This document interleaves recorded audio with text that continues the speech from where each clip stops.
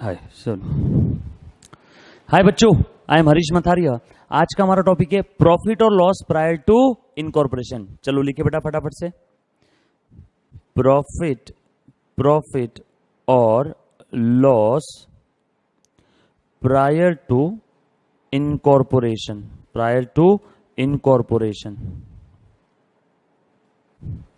क्या कहना क्या है इस टॉपिक का? बच्चों ध्यान देना, इस टॉपिक का जो कहना है ना, मैं आपको एक स्टोरी के जरिए समझाता हूं। चलो ठीक से ध्यान देना सभी ने। मान लीजिए मेरा नाम धामू है। कौन हूं मैं? धामू। बोलो बेटा सब लोग मेरे साथ, मैं कौन हूं? धामू।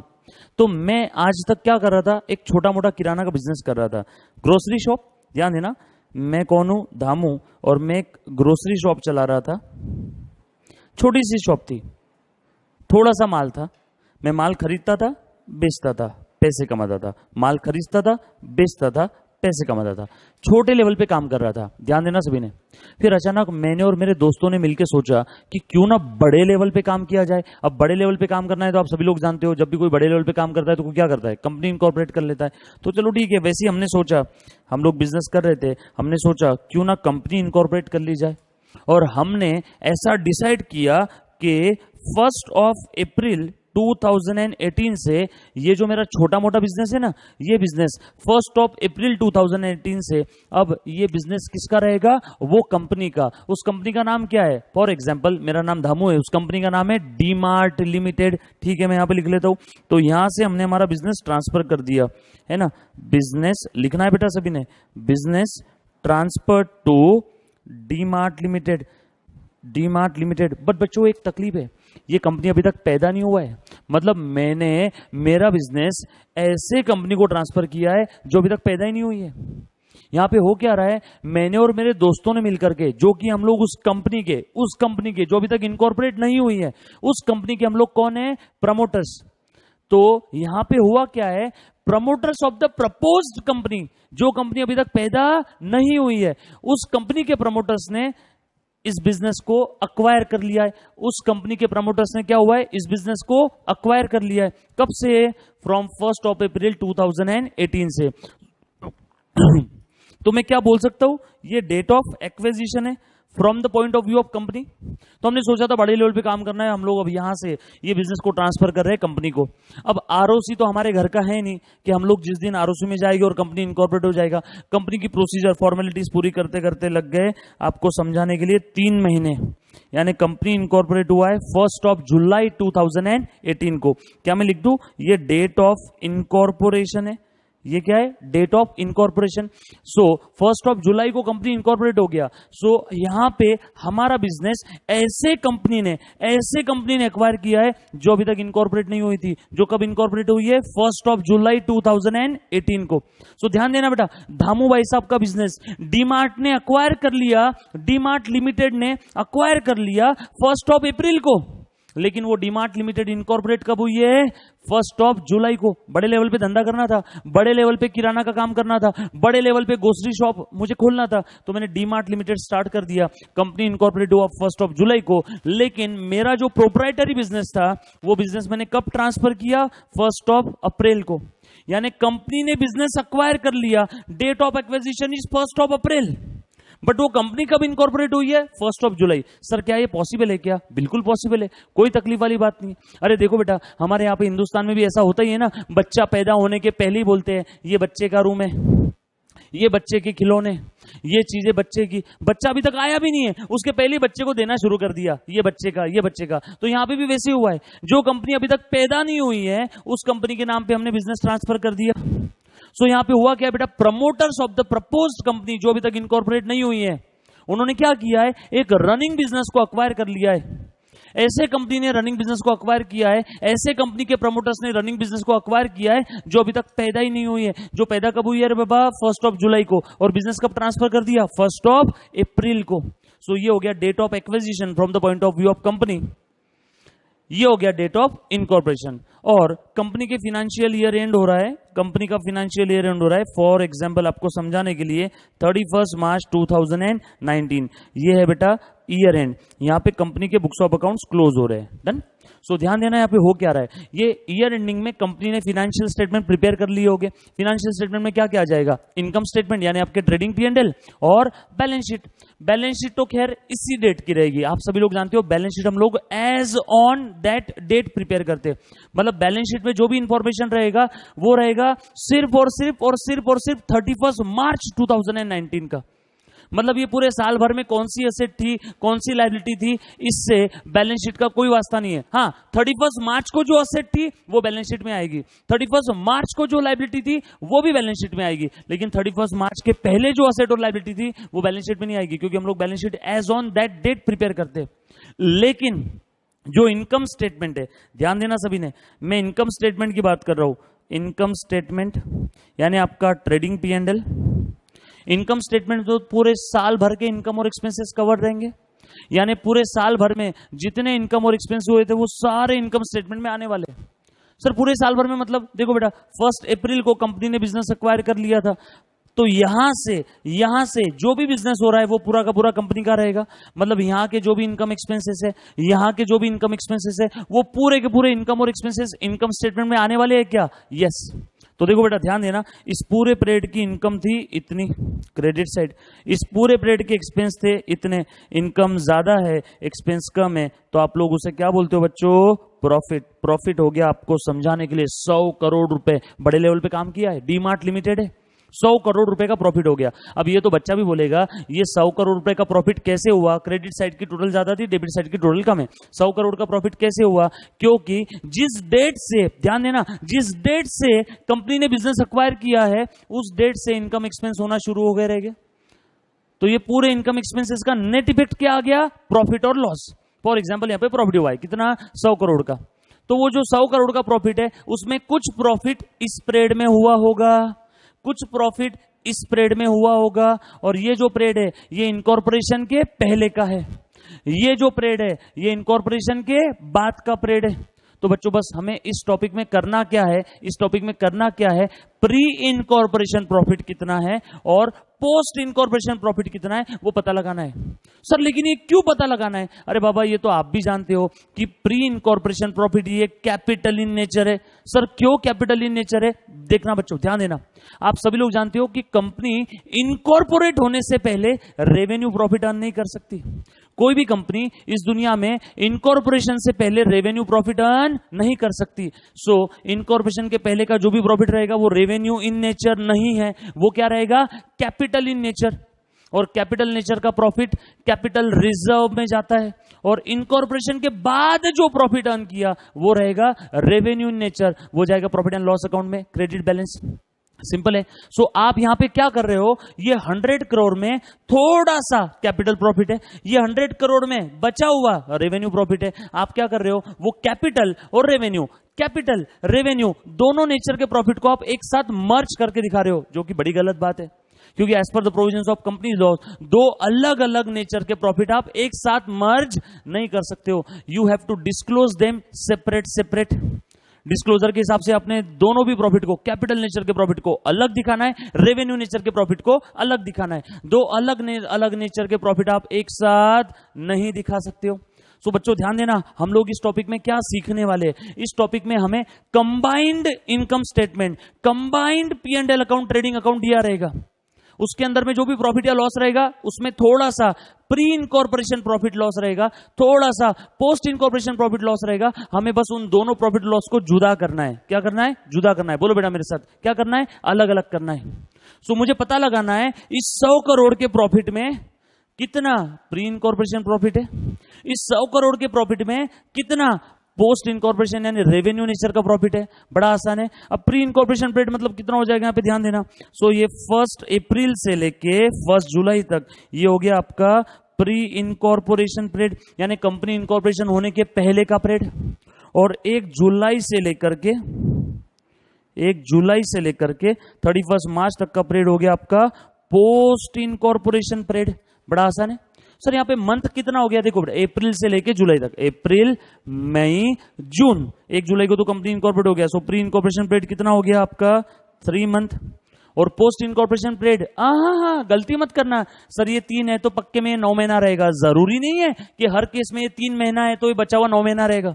ध्यान देना, यहां पे इत्तेफाक से टोटल 12 महीने का पीरियड हो रहा है। कभी कभी ऐसा भी हो सकता है कि कंपनी इनकॉर्पोरेट हुआ 1 जनवरी को, बिजनेस कब अक्वायर किया 1 जनवरी को। ध्यान देना कभी कभी कैसे हो सकता है बताता हूं। फॉर एग्जांपल ऐसा भी हो सकता है बिजनेस हमने अक्वायर कर लिया 1 जनवरी 2018 को, कंपनी इनकॉर्पोरेट हुआ 1 अप्रैल 2018 को डेट ऑफ इनकॉर्पोरेशन, और कंपनी के ईयर एंडिंग फिनेंशियल स्टेटमेंट कब बना रहे साल के आखिरी में 31 मार्च 19 को। ये हो गया प्री, ये हो गया पोस्ट। तो देखो बेटा यहाँ पे प्री पीरियड कितना है 3 महीना, और पोस्ट कितना है 9 महीना नहीं है 12 मंथ।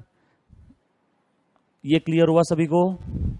तो जरूरी नहीं कि हर बार में प्री अगर 3 है तो पोस्ट में 9 महीने आने वाला है। देखो इस केस में प्री में 3 और पोस्ट में 12 महीने का पीरियड आ रहा है। तो सर क्या यहां पे ईयर एंडिंग के समय 15 महीने का फिनेंशियल स्टेटमेंट बनेगा? हाँ सर। क्या ईयर एंडिंग के समय जो फिनेंशियल स्टेटमेंट बनेगा, जो ट्रेडिंग P&L अकाउंट बनेगा, क्या उसमें 15 महीने की इनकम और एक्सपेंस रहेंगे? हाँ। और उस 15 महीने में से हमें पता लगाना है 3 मंथ्स का कितना और ये 12 मंथ्स का कितना। अब आपको समझ में आ रहा है ये टॉपिक की अहमियत क्या है?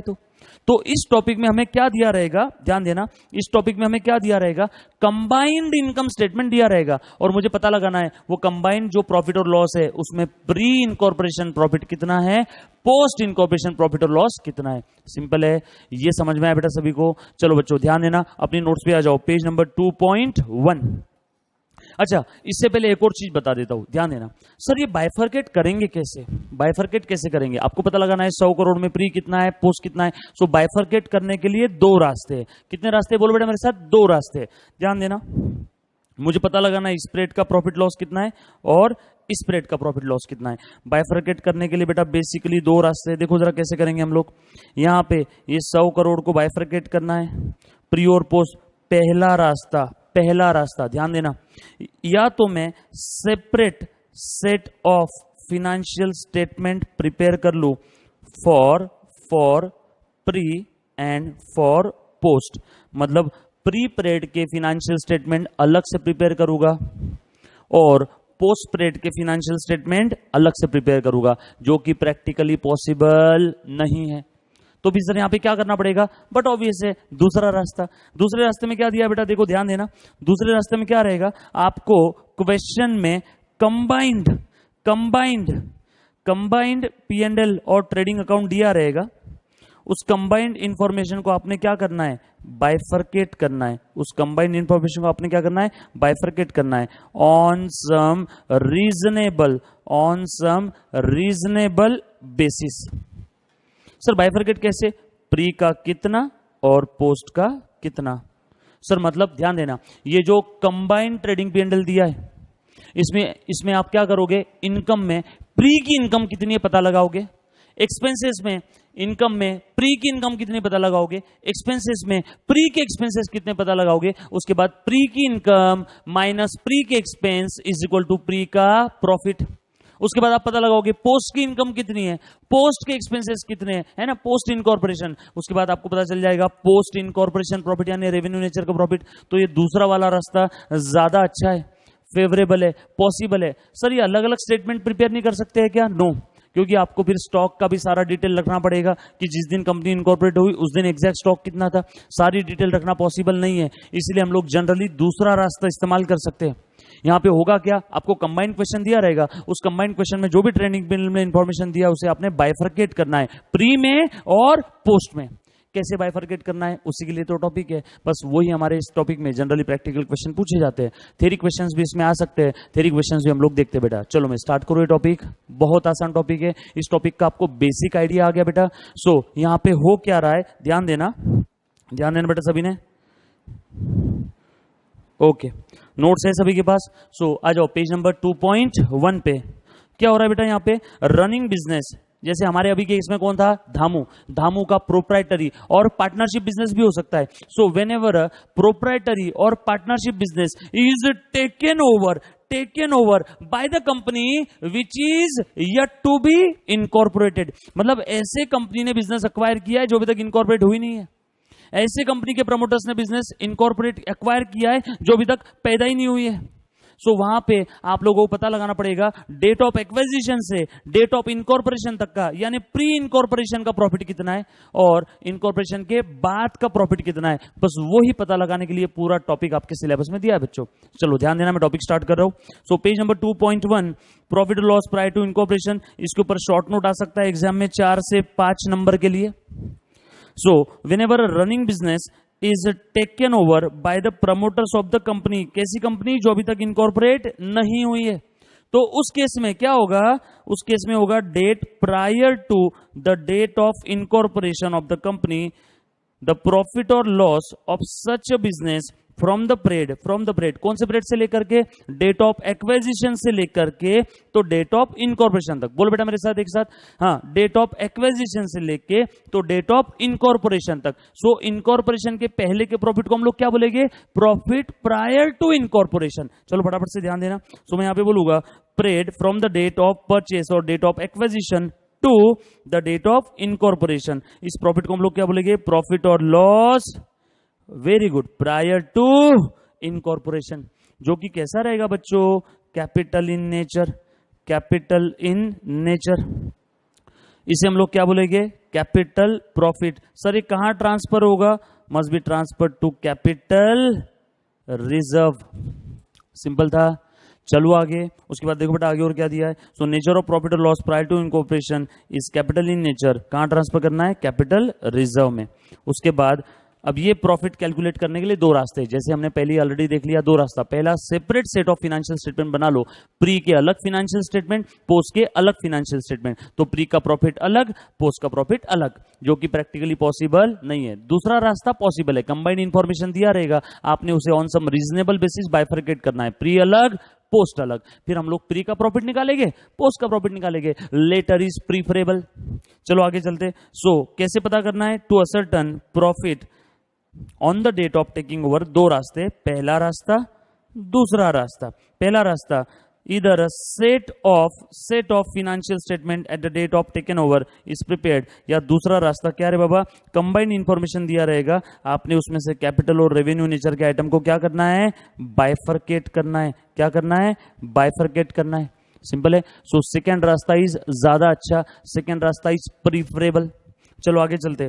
सर बाइफरकेट करना कैसे, बता दो बेटा, सारी चीजें धीरे धीरे बता दो, यहां तक समझ में आया सभी को। सो एक बार फिर से फटाफट से मेरे साथ बोलो बेटा। सो प्रॉफिट और लॉस प्रायर टू इनकॉर्पोरेशन में हो क्या रहा है, whenever running business may be proprietary, may be partnership, whenever a running business is acquired by the company, कौन सी company, which is yet to be incorporated, अभी तक incorporate हुई नहीं है।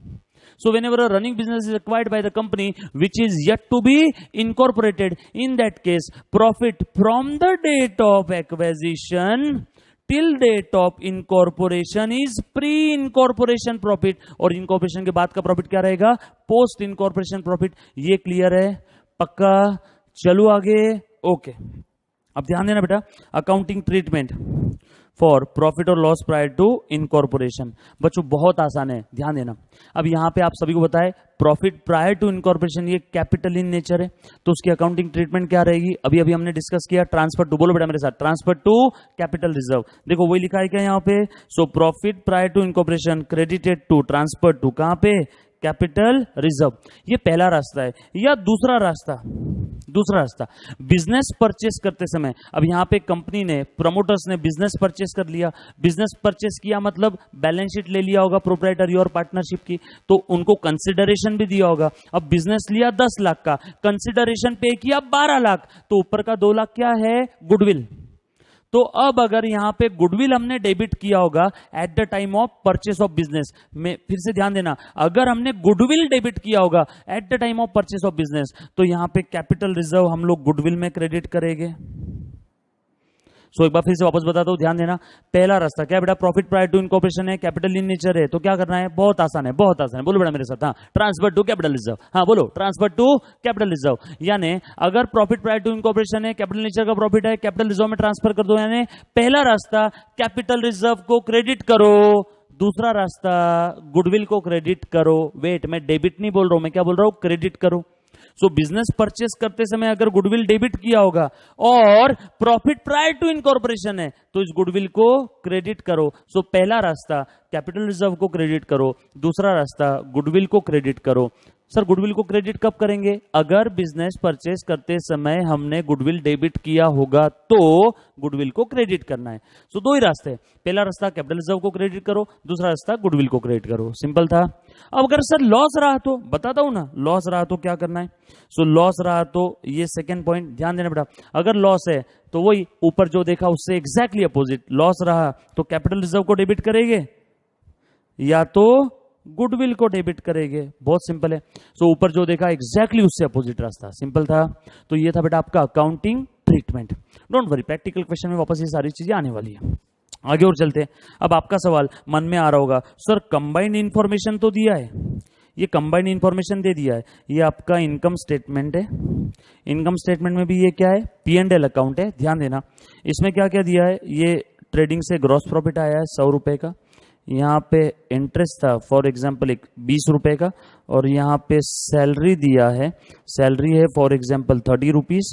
उसके बाद नीचे में कौन सा खर्चा ले लूँ, फॉर एग्जांपल एडवर्टीजमेंट एक्सपेंसेस दिया है, और नीचे आपको और कौन सा एक्सपेंसेस दिया है, फॉर एग्जांपल सैलरी हो गया, एडवर्टीजमेंट हो गया, इंटरेस्ट पेड है।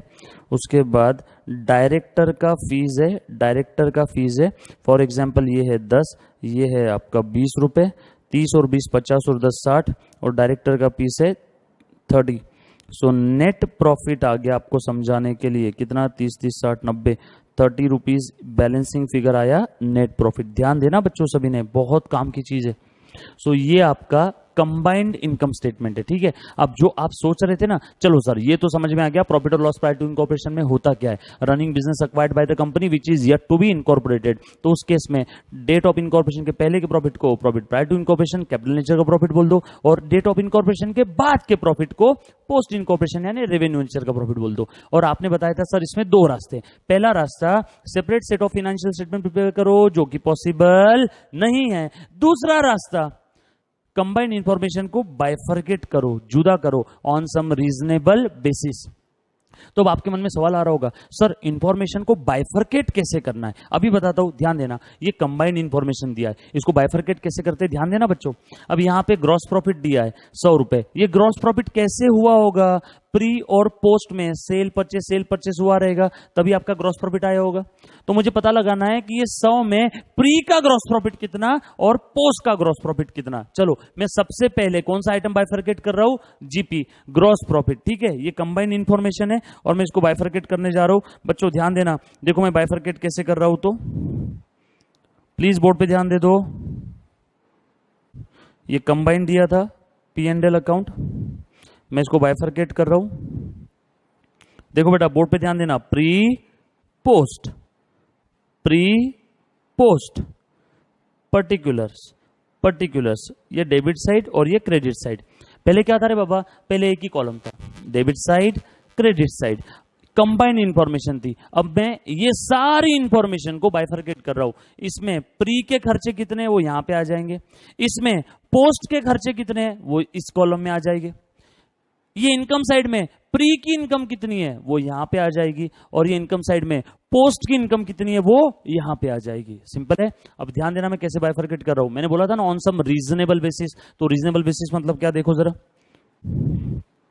सबसे पहले लिखता हूं ग्रॉस प्रॉफिट, सबसे पहले लिखता हूं ग्रॉस प्रॉफिट। ध्यान देना मैं ग्रॉस प्रॉफिट को कैसे बाइफरकेट कर रहा हूं। अब ये तो बच्चा भी बोलेगा यार, ध्यान देना, ग्रॉस प्रॉफिट प्री में कितना और पोस्ट में कितना। अब देखो बच्चा कैसे बोलेगा, बच्चा बोलेगा भैया सुनो ना, जिस पीरियड में ज्यादा सेल हुआ वहां पे ज्यादा ग्रॉस प्रॉफिट, जिस पीरियड में कम सेल हुआ वहां पे कम gross profit. So gross profit को अगर बाइफरकेट करना है तो उसके लिए प्रॉपर बेसिस क्या हो सकता है, प्रॉपर बेसिस हो सकता है सेल्स। सर अगर क्वेश्चन में सेल्स नहीं दिया है तो फिर प्रॉपर बेसिस रहेगा कॉस्ट ऑफ सेल्स। सर वो भी नहीं दिया है तो कुछ भी नहीं दिया है तो आखिरी में टाइम रेशो। सो पता लगाओ प्री में कितना टाइम था, पोस्ट में कितना टाइम था। आपको समझाने के लिए फॉर एग्जांपल यहां पे टाइम रेशो था, प्री में था 3 महीना और पोस्ट में था 9 महीना। सो टाइम रेशो 1:3 हो गया। आपको समझाने के लिए मैंने एग्जांपल लिया, टाइम रेशो फॉर एग्जांपल 1:3। सो अगर कुछ भी इंफॉर्मेशन नहीं दिया है तो ये किस बेसिस पे बाइफरकेट करना है? टाइम रेशो पे।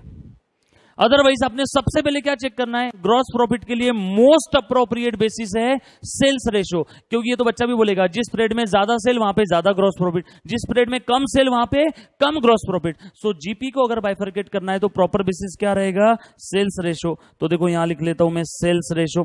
अब मुझे ढूंढना पड़ेगा कि क्वेश्चन में कौन से पीरियड में प्री में कितना सेल था, पोस्ट में कितना सेल था। उसके लिए क्वेश्चन में काफी बार नीचे एडिशनल इंफॉर्मेशन दी रहती है, पढ़ना है, मातृभाषा में कन्वर्ट करना है और पता लगाना है कौन से पीरियड में कितना सेल था। बड़ा आसान है बच्चों, ध्यान देना। फॉर एग्जांपल यहां पे पूरे साल भर का सेल था 1200 रुपए, पूरे साल भर का सेल था आपको समझाने के लिए 1200 रुपए। और प्री में कितना सेल था? फॉर एग्जांपल 300 रुपए। पोस्ट में कितना था? फॉर एग्जांपल 900 रुपए। या फिर ऐसा सोचो कि प्री और पोस्ट में आधा आधा सेल था, प्री और पोस्ट में आधा आधा सेल था, है ना, क्योंकि अदरवाइज नहीं तो टाइम रेशो भी सेम हो जाएगा और सेल्स रेशो भी सेम हो जाएगा। ठीक है, ध्यान देना। फॉर एग्जांपल प्री में आधा सेल था, पोस्ट में आधा सेल था, तो यहां पे मैं सेल्स रेशो बोल सकता हूं क्या? सेल्स रेशो ये इक्वल है, तो मैं बोल सकता हूं ग्रॉस प्रॉफिट प्री का कितना आ जाएगा? 50, पोस्ट का आ जाएगा 50। डोंट वरी, प्रैक्टिकल क्वेश्चन में हम लोग सारी चीजें फिर से देखने वाले हैं। बस अभी मैं एक डमी एग्जांपल ले रहा हूं आपको समझाने के लिए कि बाइफरकेट कैसे करना है। तो ग्रॉस प्रॉफिट को मैंने कैसे बाइफरकेट किया? ग्रॉस प्रॉफिट को on the basis of sales ratio. Sales ratio for example मैंने पता लगा लिया, वर्किंग नोट बना करके सेल्स रेशो कितना आया? इक्वल। प्री में 1, पोस्ट में 1, इक्वल था, दोनों पीरियड में सेल इक्वल थी। हो सकता है, बिल्कुल हो सकता है। सो सेल्स रेशो के भरोसे मैंने जीपी बाइफरकेट कर लिया। उसके बाद नेक्स्ट आइटम क्या आ रहा है बाबा? नेक्स्ट आइटम है इंटरेस्ट। बच्चों ये इंटरेस्ट क्रेडिट साइड में, मतलब डेफिनेटली इंटरेस्ट मुझे मिला होगा, रिसीव हुआ होगा, इंटरेस्ट मिला होगा। अच्छा, इंटरेस्ट के लिए प्रॉपर बेसिस क्या रहता है बच्चों, बताना जरा। इंटरेस्ट कैसे मिलता है? On the basis of time. ज्यादा समय के लिए पैसे उधार दिए होंगे लोगों को तो ज्यादा समय का इंटरेस्ट मिला होगा, कम समय के लिए पैसे उधार दिए होंगे तो कम समय का इंटरेस्ट मिला होगा। सो इंटरेस्ट के लिए प्रॉपर बेसिस है टाइम रेशो, अगर कुछ अलग से नहीं दिया है तो। बच्चों ध्यान देना, unless otherwise specifically given for interest proper basis will be time ratio, अगर कुछ अलग से नहीं दिया है तो। अदरवाइज बच्चों हर बार क्वेश्चन को सवाल पूछना है, हे क्वेश्चन बता मैं इस आइटम को कैसे बाइफरकेट करूं। क्वेश्चन में अगर कुछ अलग से इंफॉर्मेशन नहीं दिया तो क्या करना है? जीपी के लिए सेल्स रेशो, इंटरेस्ट के लिए टाइम रेशो। समझ में आ रहा है सभी को? तो अगर कुछ नहीं दिया है तो मैं बोलूंगा इंटरेस्ट के लिए प्रॉपर बेसिस क्या है? Time ratio. टाइम रेशो कितना था यहाँ पे? For example 1:3। तो बोलो बेटा इंटरेस्ट कैसे बाइफरकेट होगा? इन टाइम रेशो 1:3, यानी कितना आ जाएगा बाबा? यहाँ पे आ जाएगा प्री में 5 और पोस्ट में आ जाएगा 15। देखो मैंने इंटरेस्ट को भी बाइफरकेट कर दिया। एकदम बच्चों वाला टॉपिक है, बहुत आसान है। 4 से 8 नंबर फ्री के है अपने हर एग्जाम में, अराउंड सीएस एग्जीक्यूटिव के हर एग्जाम में इस टॉपिक के ऊपर क्वेश्चन आते हैं। थ्योरी प्रैक्टिकल कुछ भी आ सकता है, प्रैक्टिकल के चांसेस जनरली ज्यादा होते हैं। उसके बाद चलो क्रेडिट साइड में बाइफरकेट कर दिया, अब डेबिट साइड की बात कर रहा हूं। सैलरी कैसे बाइफरकेट करना है? सैलरी हम लोग कैसे देते हैं बच्चों? सैलरी काम के हिसाब से नहीं देते, सैलरी हम लोग देते हैं टाइम के हिसाब से, monthly, per annum, per month, बरोबर है। तो सैलरी के लिए अगर कुछ अलग नहीं दिया तो प्रॉपर बेसिस क्या रहेगा? Time ratio. तो लिखता हूं बेटा यहां पे सैलरी टाइम रेशो कितना आ जाएगा? टाइम रेशो है आपका 1:3। बोलो कितना आ जाएगा बेटा? फिर यहां पे लो 30 डिवाइडेड बाय 4 इंटू 1 कितना आ जाएगा? 7.5 और 3 कितना आ जाएगा? 22.5। देखो मैंने सैलरी को बाइफरकेट कर दिया इन टाइम रेशो 1:3। सैलरी के बाद नेक्स्ट आइटम है, फटाफट से ध्यान देना, एडवर्टीजमेंट एक्सपेंस। अब बेटा इस पॉइंट के ऊपर तो बड़ा झगड़ा होता है काफी बार। अब एडवर्टीजमेंट एक्सपेंसेस के लिए कुछ किताबों में आप देखोगे तो सेल्स रेशो दिखेगा, कुछ किताबों में आप अगर एडवर्टीजमेंट एक्सपेंस देखोगे तो आपको टाइम रेशो दिखेगा। तो यहां पे हम लोग एडवर्टीजमेंट एक्सपेंसेस के लिए जो भी रेशो यूज करेंगे उसके लिए एग्जाम में नीचे नोट लिख देना कि हमने अज्यूम किया है कि एडवर्टीजमेंट के यहां पे, एडवर्टीजमेंट के एक्सपेंसेस के लिए यहां पे हमने सेल्स रेशो लिया है, टाइम रेशो लिया है। चलो मैं यहां पे एडवर्टीजमेंट के लिए सेल्स रेशो ले रहा हूं, ध्यान देना। एडवर्टीजमेंट एक्सपेंस, जिस पीरियड में ज्यादा सेल उस पीरियड में हमने मे बी ज्यादा एडवर्टीजमेंट का खर्चा किया होगा, जिस पीरियड में कम सेल मे बी कम एडवर्टीजमेंट पे खर्चा किया होगा। सो एडवर्टीजमेंट के लिए मैं यहां पे क्या अज्यूम कर रहा हूं? Sales ratio, turnover ratio, sales ratio. हाँ, कभी कभार हम लोग टाइम रेशो भी अज्यूम कर सकते हैं। ये सारी बातें कब आ रही है बच्चों? अगर कुछ अलग से नहीं दिया है तो। अदरवाइज ये सारे आइटम कैसे बाइफरकेट करना है? जैसे क्वेश्चन में दिया है वैसे सॉल्व करेंगे तब हम लोग देखेंगे बेटा। एडवर्टीजमेंट के लिए फिर मैं यहां पे ले रहा हूं sales ratio.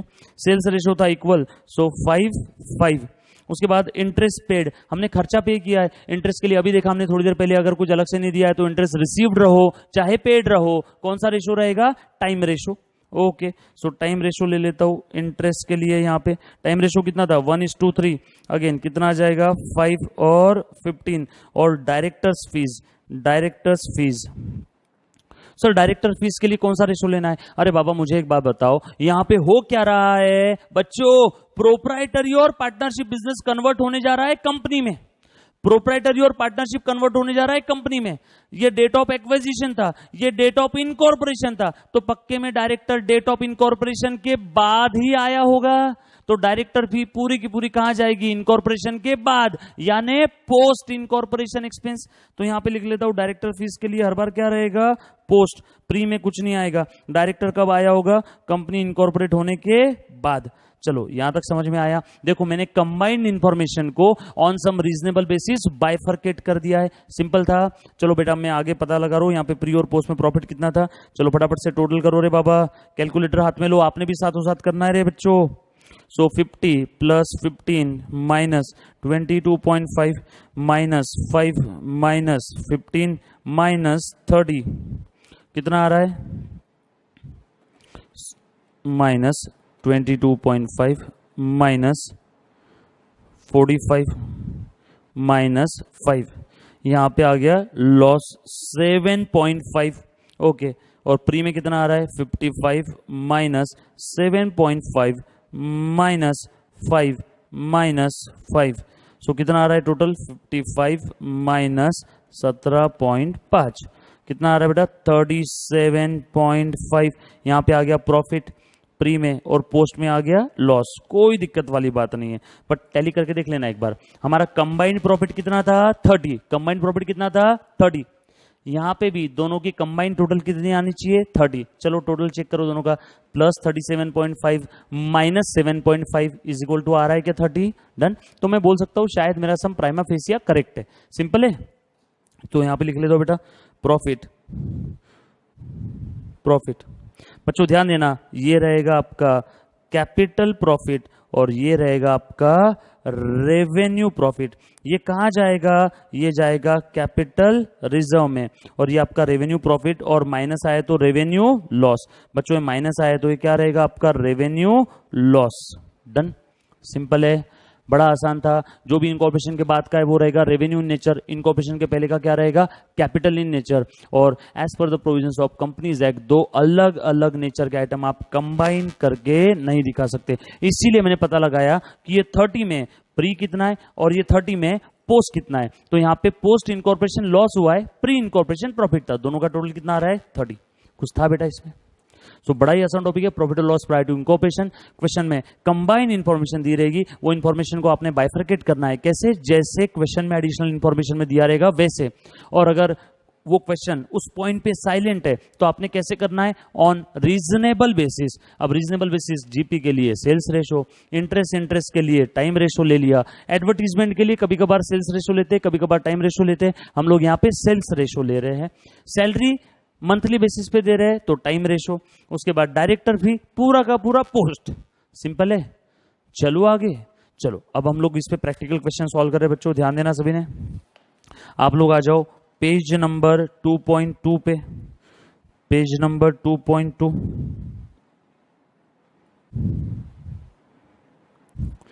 Guiding principles for the apportionment और bifurcation of various items. Very important point बच्चों, ध्यान देना। अब यहां पे अभी तक मैं आपसे जो डिस्कस कर रहा था ना, जीपी के लिए कौन सा रेशो, एडवर्टीजमेंट के लिए कौन सा रेशो, इंटरेस्ट के लिए कौन सा रेशो, तो यहां पे हमने एक शॉर्ट नोट बना करके रखा है कौन कौन से आइटम के लिए कौन कौन सा रेशो रहेगा अप्रोप्रिएट। बच्चों ध्यान देना। सो ग्रॉस प्रॉफिट और ग्रॉस लॉस है तो रेशो कौन सा रहेगा? देखो बच्चों बोर्ड पे ध्यान देना सभी ने। सो ग्रॉस प्रॉफिट और ग्रॉस लॉस है तो उसके लिए रेशो रहेगा आपका, बच्चों ध्यान देना, टर्नओवर, और इसी को मैं प्यार से बोलूंगा सेल्स रेशो। और अगर क्वेश्चन में ये नहीं दिया है तो दूसरा चांस किसे देना है? पहला चांस रहेगा सेल्स रेशो, दूसरा चांस किसे देना है बेटा? Cost of goods sold ratio, यानी COGS रेशो। कौन से पीरियड में कितना COGS है? काफी बार एग्जाम में क्वेश्चन देते, इंफॉर्मेशन देते कि COGS प्री में कितना था, COGS पोस्ट में कितना था। और अगर COGS भी नहीं दिया है तो तीसरा चांस, आखिरी में कुछ नहीं है तो क्या है बेटा? Time ratio. सो एक बार ध्यान देना, ग्रॉस प्रॉफिट के लिए या तो सेल्स रेशो, या तो सीओजीएस रेशो, या तो टाइम रेशो। नेक्स्ट आइटम देखो बेटा, कौन सा है आपका, एक्सपेंसेस रिलेटेड टू टर्नओवर। कौन कौन से खर्चे, ध्यान देना बच्चों, इसमें कौन से खर्चे, कैरिज है, कैरिज आउटवर्ड है, सेलिंग एंड डिस्ट्रीब्यूशन एक्सपेंसेस है, selling agent travelling agent expenses है, ब्रोकरेज है, एडवर्टीजमेंट है, ट्रैवलिंग है, और उसके बाद एक्सपेंसेस रिलेटेड टू सेल्स और सेल्स प्रमोशन। ये सब के लिए हम लोग क्या यूज करेंगे, सेल्स रेशो। इन सब के लिए हम लोग क्या यूज करेंगे, सेल्स रेशो। डन। अब इसमें काफी बार क्या होता है, एडवर्टीजमेंट के लिए काफी जगह पे आपको दिखेगा टाइम रेशो, बट वहां पे आप टाइम रेशो यूज करो, सेल्स रेशो यूज करो, आपने प्रॉपर नोट लिख देना है। बट हम लोग यहाँ पे एडवर्टीजमेंट के लिए भी कौन सा रेशो यूज कर रहे हैं बेटा, सेल्स रेशो। उसके बाद नेक्स्ट आइटम ध्यान देना, expenses related to time. Time के हिसाब से कौन कौन से खर्चे रहे फटाफट से बताओ तो जरा। सैलरी है, ऑफिस एडमिनिस्ट्रेशन एक्सपेंसेस है, रेंट रेट्स एंड टैक्सेस है। ये रेंट रेट एंड टैक्सेस के अंदर में टैक्सेस कौन से है, ये लोकल टैक्सेस है बेटा, for example municipal taxes for the property, है ना। उसके बाद आगे और ध्यान देना, printing stationery, telegram, postage, telephone, depreciation, miscellaneous expense, इन सब के लिए क्या रहेगा, प्रॉपर बेसिस टाइम रेशो। उसके बाद expenses exclusively related to pre, यानी ऐसे खर्चे जो सिर्फ और सिर्फ प्री इनकॉर्पोरेशन पीरियड से रिलेटेड है, तो वहां पे हम लोग पूरा का पूरा कहां लिख देंगे, प्री के कॉलम में, सॉरी प्री के कॉलम में। और कुछ खर्चे ऐसे होते हैं जहां पे जो एक्सक्लूसिवली रिलेटेड टू पोस्ट है, वो कहां लिख देंगे, पोस्ट के कॉलम में, सिंपल। सो ध्यान देना, रिलेटेड टू प्री, ये सब कहा जाएंगे प्री में। सर कौन से रिलेटेड टू प्री, ध्यान देना, वेंडर सैलरी, जिससे बिजनेस परचेस किया है उसका सैलरी होगा तो डेफिनेटली वो प्री इनकॉर्पोरेशन में आएगा। इंटरेस्ट ऑन वेंडर्स कैपिटल, जिससे बिजनेस परचेस किया है उसका बिजनेस में जो कुछ कैपिटल था उसके ऊपर जो इंटरेस्ट पे किया है, डेफिनेटली रिलेटेड टू प्री में आ जाएगा। उसके बाद expenses exclusively related to post, है ना, वो हम लोग कहां चार्ज करेंगे, पोस्ट में। पूरे कहां लिखेंगे बेटा, पोस्ट में। जैसे डायरेक्टर्स फी है, इंटरेस्ट ऑन डिबेंचर है। अब डिबेंचर पार्टनरशिप और प्रोप्राइटरी के तो होते नहीं ना, डिबेंचर किसके रहेंगे, कंपनी के। कंपनी का भाई इनकॉर्पोरेशन के बाद, तो मतलब डिबेंचर इंटरेस्ट पूरा का पूरा जाएगा पोस्ट में। उसके बाद आगे directors remuneration, directors fees, then preliminary expense write off. बच्चों मैं क्या बोल रहा हूं, प्रिलिमिनरी एक्सपेंसेस राइट ऑफ। अब ध्यान देना ये क्या चीज है, काफी बार कंबाइंड इंफॉर्मेशन में क्वेश्चन में P&L अकाउंट के डेबिट साइड में प्रिलिमिनरी एक्सपेंसेस दिए रहेंगे। अब P&L के डेबिट में प्रिलिमिनरी एक्सपेंसेस का अर्थ क्या हुआ, इसका यह अर्थ है कि हमने प्रिलिमिनरी एक्सपेंस को नर्क में डाल दिया, राइट ऑफ किया, P&L के डेबिट में लिखा। अब ये कौन से प्रिलिमिनरी एक्सपेंस है, ये वो खर्चे हो गए जो कंपनी इनकॉर्पोरेशन के लिए हमने इनकर किए होंगे। तो वो खर्चे हम लोग कब राइट ऑफ करते हैं, इनकॉर्पोरेशन के बाद।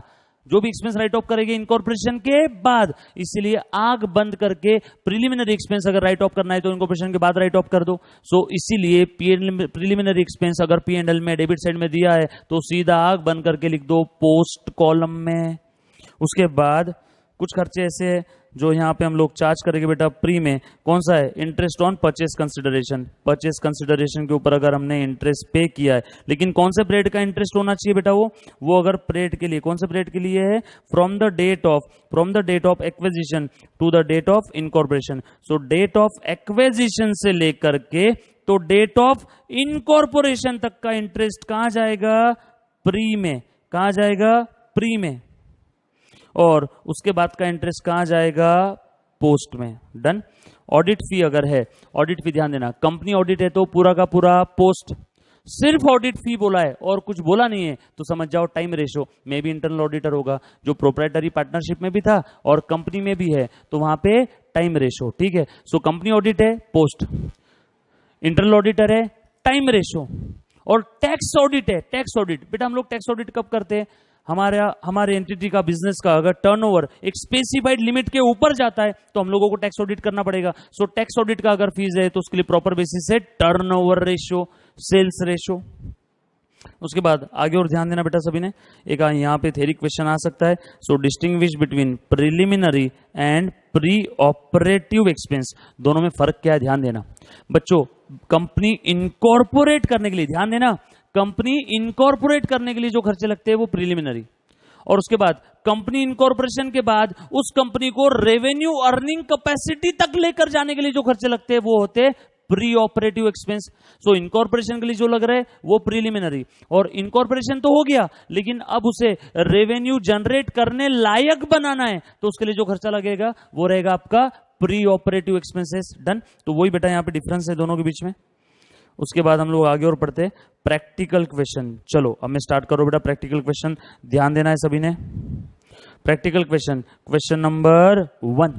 चलो सब लोग साथ में है क्या? रेडी है बेटा सब लोग? चलो अपने अपने हथियार उठा लो, कैलकुलेटर, पेन, पेंसिल, नोटबुक, और ये बट ऑब्वियस है आपके हाथ में क्वेश्चन बुकलेट होना चाहिए। सो क्वेश्चन नंबर 1 देखो बेटा क्या दिया है इसके अंदर में।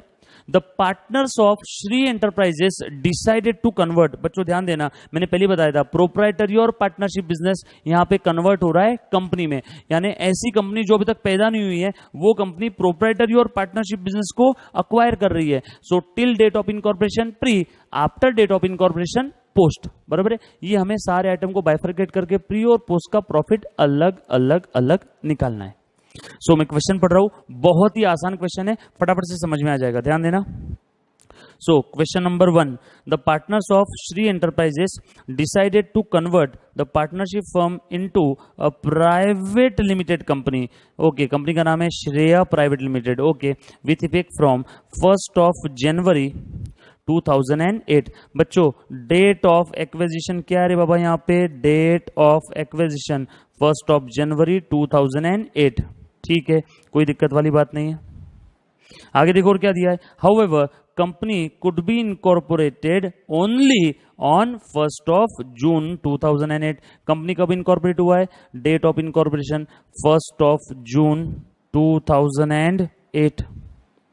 यह है आपका डेट ऑफ इनकॉर्पोरेशन। बच्चों एक क्वेश्चन जो चल रहा है पेज नंबर 2.4 पे है। आगे देखो और क्या दिया है बेटा। The business was continued on behalf of the company. अब ये भी कोई कहने वाली बात थी क्या? जिस दिन से बिजनेस अक्वायर कर लिया है, भले ही कंपनी इनकॉर्पोरेट बाद में हुई है, लेकिन जिस दिन से बिजनेस अक्वायर कर लिया है कंपनी के प्रमोटर्स ने, उसी दिन से पूरा का पूरा business on behalf of the company he run होगा। यानी साल के आखिरी में जब कंपनी की फाइनेंशियल स्टेटमेंट बनेगी ना, तो वो 1 जनवरी 2008 से लेकर के तो फाइनेंशियल स्टेटमेंट का जो भी डेट रहेगा उस डेट तक के बनेंगे बेटा। ये क्लियर हुआ सभी को? सो 1 जनवरी से बिजनेस किसके बिहाफ में रन हो रहा है? कंपनी के बिहाफ में। डन। आगे देखो और क्या दिया है। आगे ध्यान देना बेटा सभी ने। On behalf of the company and the consideration of ₹6 lakh was settled on that day. Consideration कब सेटल किया हमने? On that day. On that day का मतलब क्या है रे बाबा? यहां पे ध्यान देना बच्चों।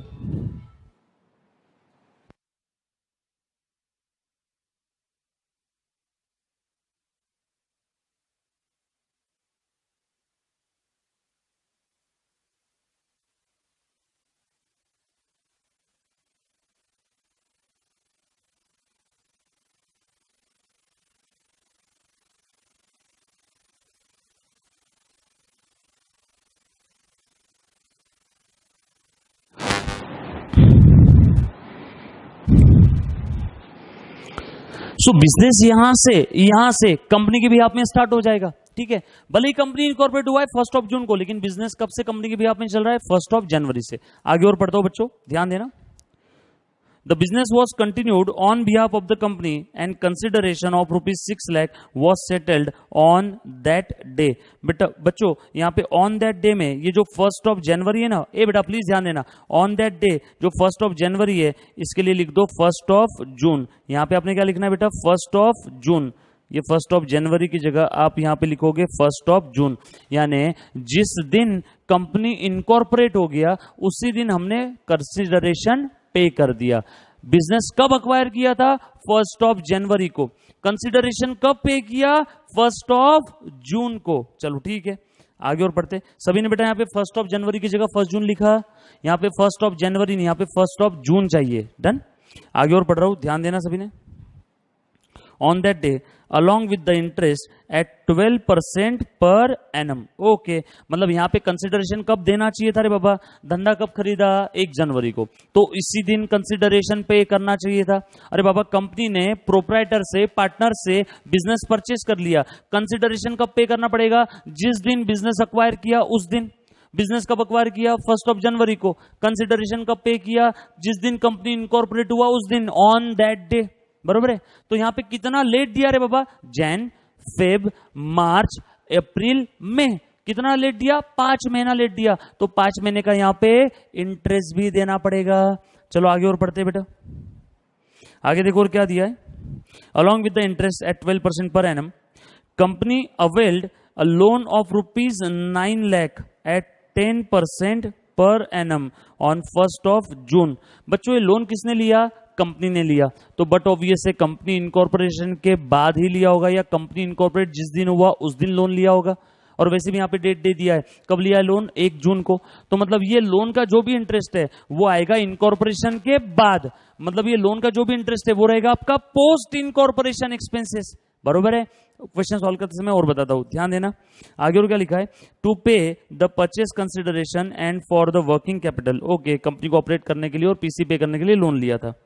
आगे देखो और क्या दिया है। Company close it's accounts for first time on 31 मार्च 2009। चलो बच्चों यहाँ पे आ जाओ ऊपर डायग्राम में फिर से। कंपनी ने books of account club close किया रे बाबा 31 मार्च 2009। सो यहाँ पे मुझे बताओ बच्चों प्री पीरियड कितना है? 1 जनवरी से 1 जून, यानी कितना महीना हो गया?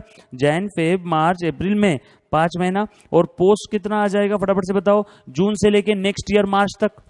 सो जून, जुलाई, अगस्त, सितंबर, अक्टूबर, नवंबर, दिसंबर, जनवरी, फरवरी, मार्च, टोटल 10 महीने। चलो ठीक है, यहां लिख लेता हूं टोटल 12 मंथ्स। ये हो जाएगा आपका पोस्ट। तो कोई मुझे बोलेगा कि टाइम रेशो क्या आ गया? 5:10, यानी 1:2। तो अब जो जो आइटम टाइम रेशो के भरोसे हम लोग डिवाइड करने वाले हैं उसे हम लोग कैसे डिवाइड करेंगे? In the ratio of 1:2। Simple है, ये आपका रहेगा पहला वर्किंग नोट आंसर का। डोंट वरी, मैं लिखवा के दे दूं बाद में वापस। अब इसी क्वेश्चन समझ लो, आंसर बड़े आसान होते हैं, क्वेश्चन ही टफ होते हैं बेटा प्रोफेशनल एग्जाम में। आगे देखो और क्या दिया है। सेल्स दे दिया है आपको total 19,80,000। Cost of goods sold है, कॉस्ट ऑफ गुड्स सोल्ड है। Sir cost of goods sold यानी क्या? अरे बाबा भूल गए क्या? बचपन में पढ़ा था आपने, opening plus purchase plus direct expenses minus closing stock is equal to cost of goods sold. ये सारा ट्रेडिंग अकाउंट का आइटम है। Opening plus purchase plus direct expense minus closing stock is equal to COGS। COGS कितना है? 11,88,000। और बचपन में एक फॉर्मूला पढ़ा था सभी ने, देखो बेटा ध्यान देना, gross profit is equal to, बोलो बच्चों, सेल माइनस COGS। तो यहां पे मैं आराम से ग्रॉस प्रॉफिट कैलकुलेट कर सकता हूं क्या? 19,80,000 माइनस 11,88,000 इज इक्वल टू, मुझे ग्रॉस प्रॉफिट मिल जाएगा क्या? यस सर, ग्रॉस प्रॉफिट का क्या कर लेंगे हम लोग? अरे बाबा ग्रॉस प्रॉफिट को बाइफरकेट करना पड़ेगा ना। कैसे? On the basis of sale turnover ratio. Sir turnover ratio तो अभी तक दिया ही नहीं है, पढ़ते एक क्वेश्चन आगे मिलेगा यार। चलो आगे और पढ़ रहा हूं, ध्यान देना। डिस्काउंट दिया है बेटा डीलर्स को। ओके, डिस्काउंट टू डीलर मतलब दिया है, मतलब ये खर्चा है बेटा। Directors remuneration, salary, rent, interest, depreciation, office expense, sales promotion expense, और आगे में आखिरी में दिया है preliminary expense. Okay, to be written off in first year itself, मतलब ये पूरे प्रिलिमिनरी एक्सपेंस 15,000 रुपए राइट ऑफ करना है बेटा। ओके, ये सारे खर्चों की टोटल है, ये सारे खर्चों की टोटल है। ये सारे खर्चों की टोटल कितनी आ गई? 18,07,200। और ये सेल में से मैंने सारे खर्चे माइनस कर दिए। सर सारे मतलब कौन से? देखो बेटा, ऑल डायरेक्ट एक्सपेंसेस भी आ गए और ये ऑल इनडायरेक्ट एक्सपेंस भी आ गए, यानी ट्रेडिंग के आइटम भी आ गए और P&L के भी खर्चे आ गए। सो सेल में से मैं ट्रेडिंग और P&L के सारे खर्चे, सारे आइटम माइनस कर रहा हूं, मुझे क्या मिलेगा?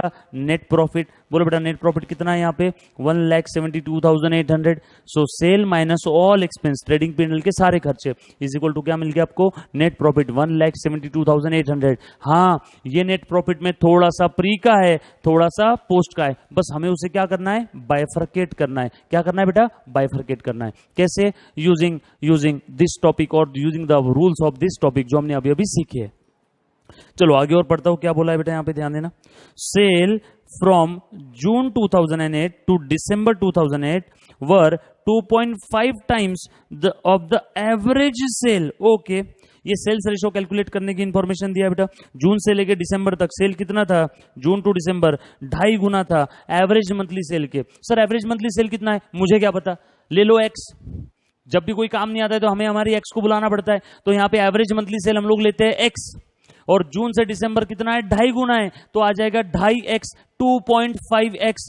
अगर एवरेज मंथली सेल x है जून टू दिसंबर 2.5 times of the average monthly sale है, तो कितना आ जाएगा जून टू दिसंबर 2.5x। आगे और ध्यान देना बेटा क्या दिया है, which further increase to 3.5 times in जनवरी टू मार्च, जो कि बाद में 3.5 गुना हो गया, 3.5 टाइम्स हो गया। आगे बोला है the company recruited additional workforce to expand the business, salaries from July 2008 doubled. Okay, जुलाई से सारी सैलरी डबल हो गई। सर जुलाई के पहले कितनी थी, सिंगल, मतलब कितनी, फॉर एग्जाम्पल एक्स, जुलाई से कितनी हो गई, double, 2x। Company also acquired additional showroom at monthly rent of rupees 10,000 from July 2008।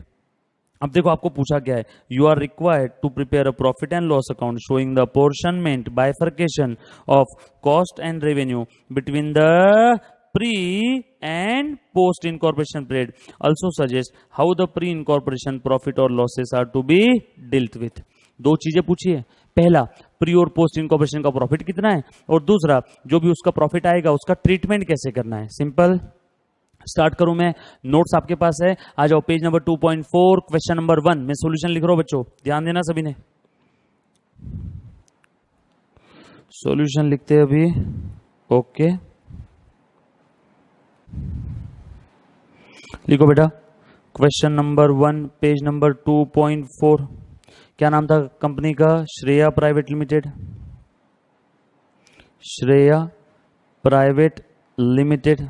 Okay चलो, अब डायरेक्टली है ना, आप स्टेटमेंट बनाना मत स्टार्ट करो। अब आपको भी बताएं, यहाँ पे सारे आइटम को बाइफरकेट करना है। अब कुछ खर्चे ऐसे, देखो जरा आ जाओ क्वेश्चन के अंदर में आ जाओ, कुछ खर्चे कैसे बेटा, सेल माइनस सीओजी, ये सबको क्या मिल जाएगा, ग्रॉस प्रॉफिट। ग्रॉस प्रॉफिट ये ऐसा आइटम है, इसको आपको बाइफरकेट करना है on the basis of sales ratio. ढूंढो, हे क्वेश्चन बता सेल्स रेशो कितना है, क्वेश्चन के अंदर में तो सेल्स रेशो दिया ही नहीं है, तो हमें सबसे पहले सेल्स रेशो निकालना पड़ेगा। पहला वर्किंग नोट, ऐसे मुझे समझ में आया कौन कौन सा वर्किंग नोट बनाना पड़ेगा, तो पहला वर्किंग नोट कौन सा बनाना पड़ेगा, सेल्स रेशो।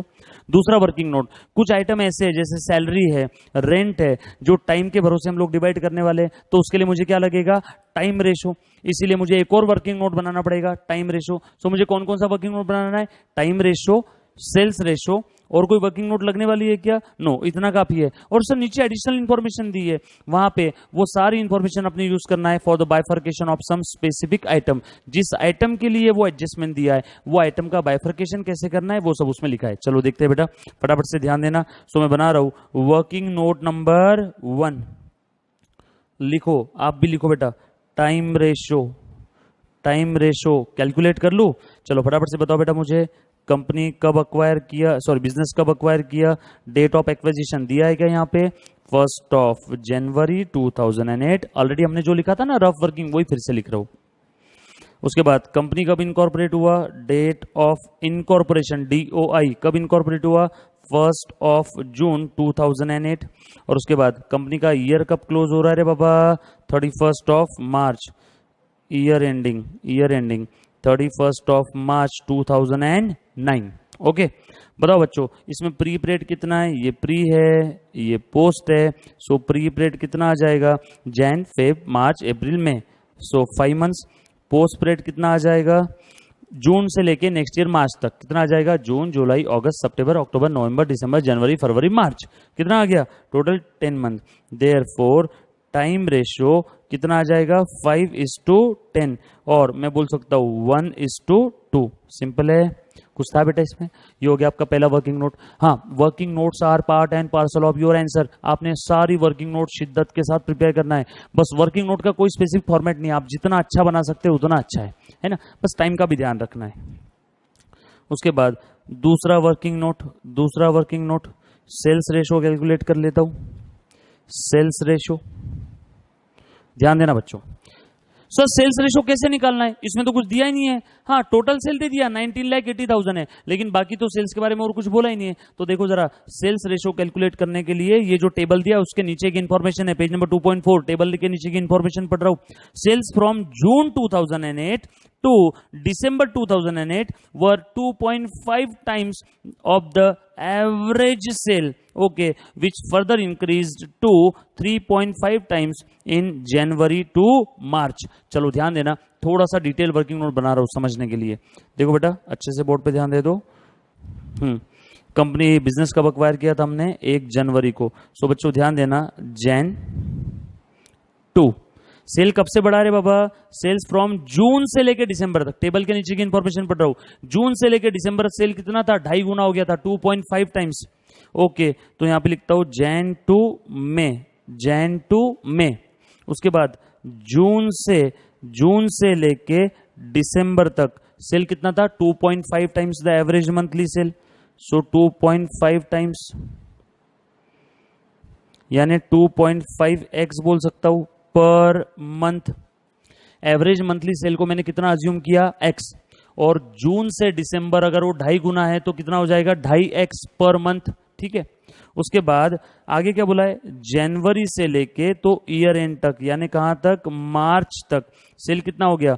3.5 टाइम्स। यानी एवरेज मंथली सेल अगर x है तो जैन से मार्च कितना हो जाएगा? 3.5x, 3.5x per month. Monthly cell की बात चल रही है।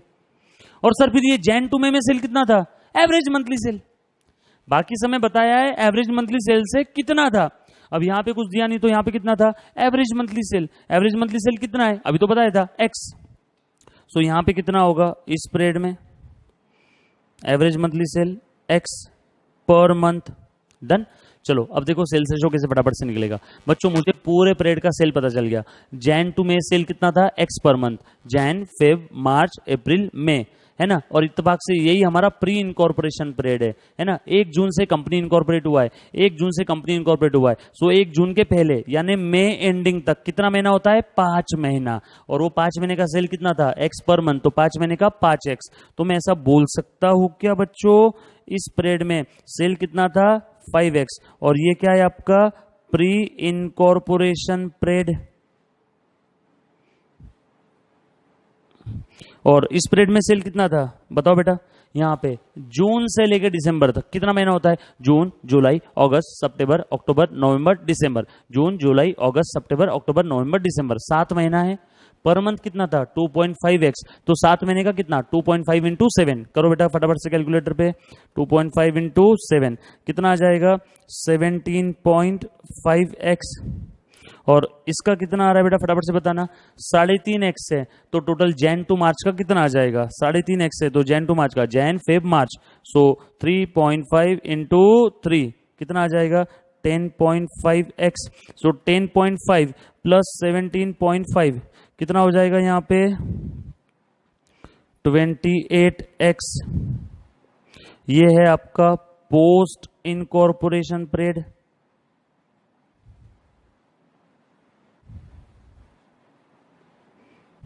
देयरफॉर मैं बोल सकता हूं क्या रेशो? 5:28। देयरफॉर सेल्स रेशो कितना रहेगा? 5:28। ये हो गया आपका दूसरा वर्किंग नोट भी खत्म। कुछ था बच्चों इसमें? मैंने सेल्स रेशो निकाल लिया। कैसे निकाला? जैसे क्वेश्चन में बोला था वैसे। क्वेश्चन में बोला था जून से लेकर दिसंबर का सेल 2.5 गुना है एवरेज मंथली सेल के कंपैरिजन में। एवरेज मंथली सेल अगर x है तो यहां पे कितना आ जाएगा? 2.5x। उसके बाद यहां का सेल 3.5 गुना हो गया तो 3.5x पर मंथ। इस पीरियड में महीना कितना आ रहा है? जून टू दिसंबर आ रहा है। टोटल कितना महीना? जून, जुलाई, अगस्त, सितंबर, अक्टूबर, नवंबर, दिसंबर इंटू 2.5। यहाँ पे 3 इंटू 3.5 और इन सबकी टोटल कर दिया, आ गया post pre. So sales ratio आ गया 5:28। चलो आगे। उसके बाद ध्यान देना बच्चों, मैं स्टेटमेंट बना रहा हूं। Statement ascertaining profit or loss prior to incorporation and or post incorporation, profit prior to incorporation and post incorporation। चलो ध्यान देना सभी ने। स्टेटमेंट अच्छा बड़ा लगने वाला है। प्री पोस्ट 2 कॉलम रहेंगे। प्री पोस्ट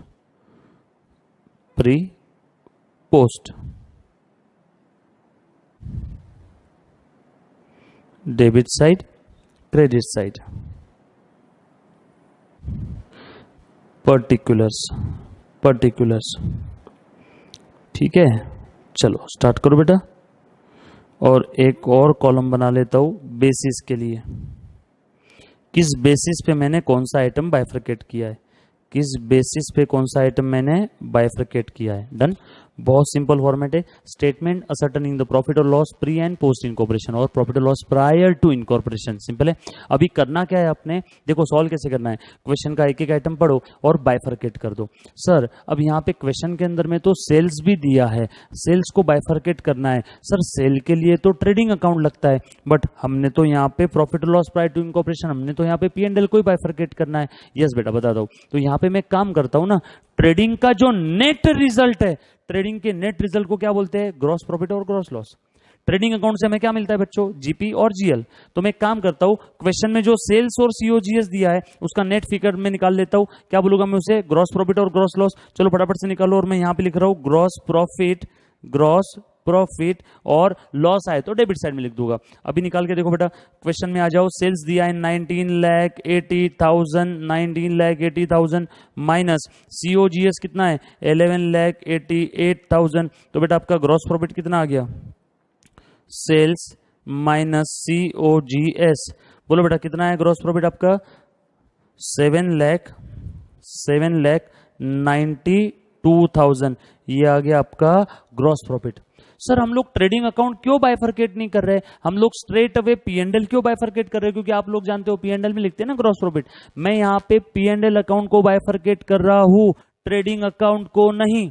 सर क्यों, ट्रेडिंग अकाउंट में बाइफरकेट नहीं कर सकता हूं। सर क्यों, क्योंकि ट्रेडिंग अकाउंट में ओपनिंग क्लोजिंग स्टॉक है। कोई मुझे बोल सकता है क्या, कितना क्लोजिंग स्टॉक प्री में था, कितना क्लोजिंग स्टॉक पोस्ट में था, कितना ओपनिंग स्टॉक कहां पे था, ये इंफॉर्मेशन दिया है क्वेश्चन में, नहीं ना। इसीलिए हम लोग ट्रेडिंग अकाउंट को बाइफरकेट नहीं कर सकते। सर फिर क्या करना है, P&L को बाइफरकेट कर लो। P&L के अंदर में ग्रॉस प्रॉफिट आ जाएगा, ये आ गया आपका ट्रेडिंग का नेट रिजल्ट। ट्रेडिंग को बाइफरकेट करने का काम नहीं है, नॉट पॉसिबल, इंफॉर्मेशन भी उतनी दिया नहीं है। सो ट्रेडिंग का नेट रिजल्ट ग्रॉस प्रॉफिट मैंने यहां पे लिख दिया। अब ग्रॉस प्रॉफिट को मैं बाइफरकेट कर सकता हूं क्या, यस। कैसे, on the basis of sales ratio.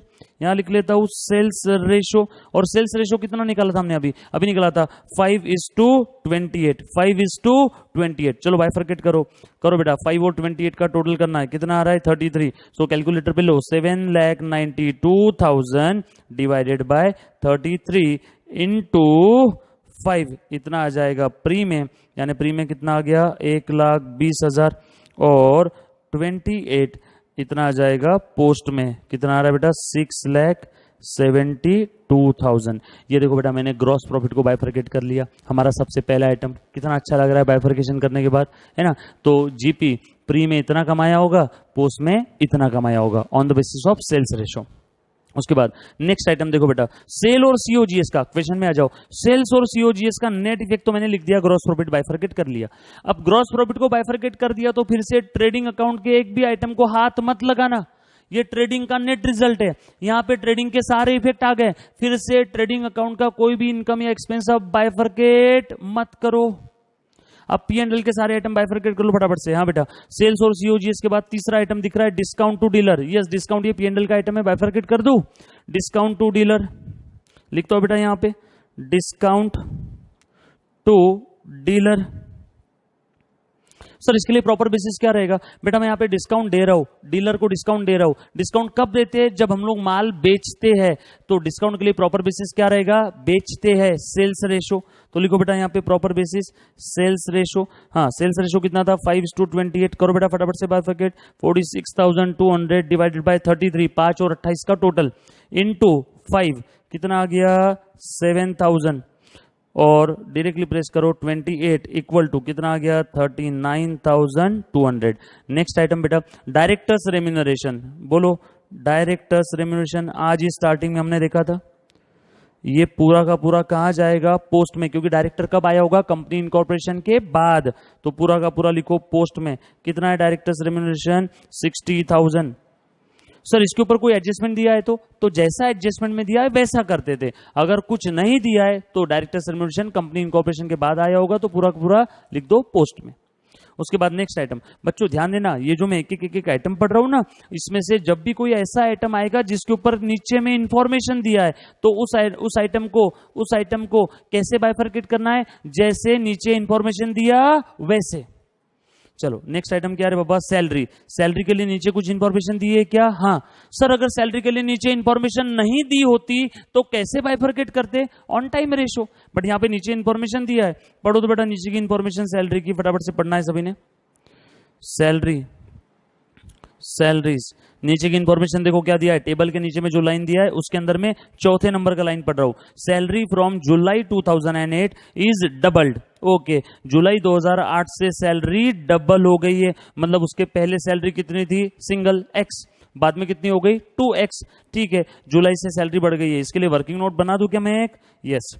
तो यहाँ पे अच्छी खासी जगह छोड़ दो और उसके बाद हम लोग क्या कर रहे हैं, नीचे वर्किंग नोट बना रहे। Working note number 3, working note number 3 लिखो बेटा सैलरी के लिए। सर अगर ये एडिशनल इंफॉर्मेशन नहीं दिया रहता तो हम लोग क्या करते थे, सैलरी को टाइम रेशो में डिस्ट्रीब्यूट कर देते थे, लेकिन अब जैसा बोला है वैसे ही करना पड़ेगा।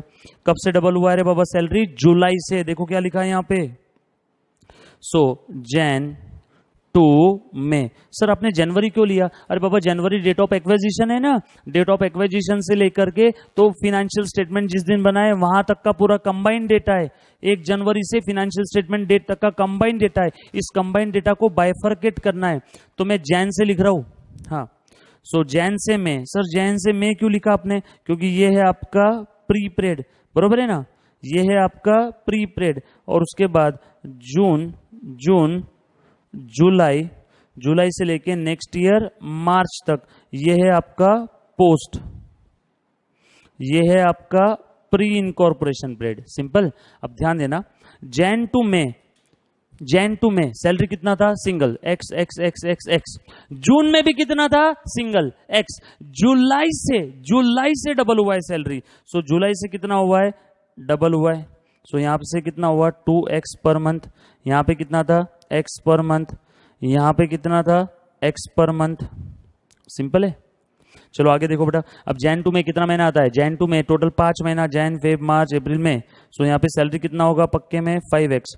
यहाँ पे सैलरी कितना होगा? जुलाई से मार्च कितना महीना आता है? जुलाई, अगस्त, सितंबर, अक्टूबर, नवंबर, दिसंबर, जनवरी, फरवरी, मार्च, 9 महीना।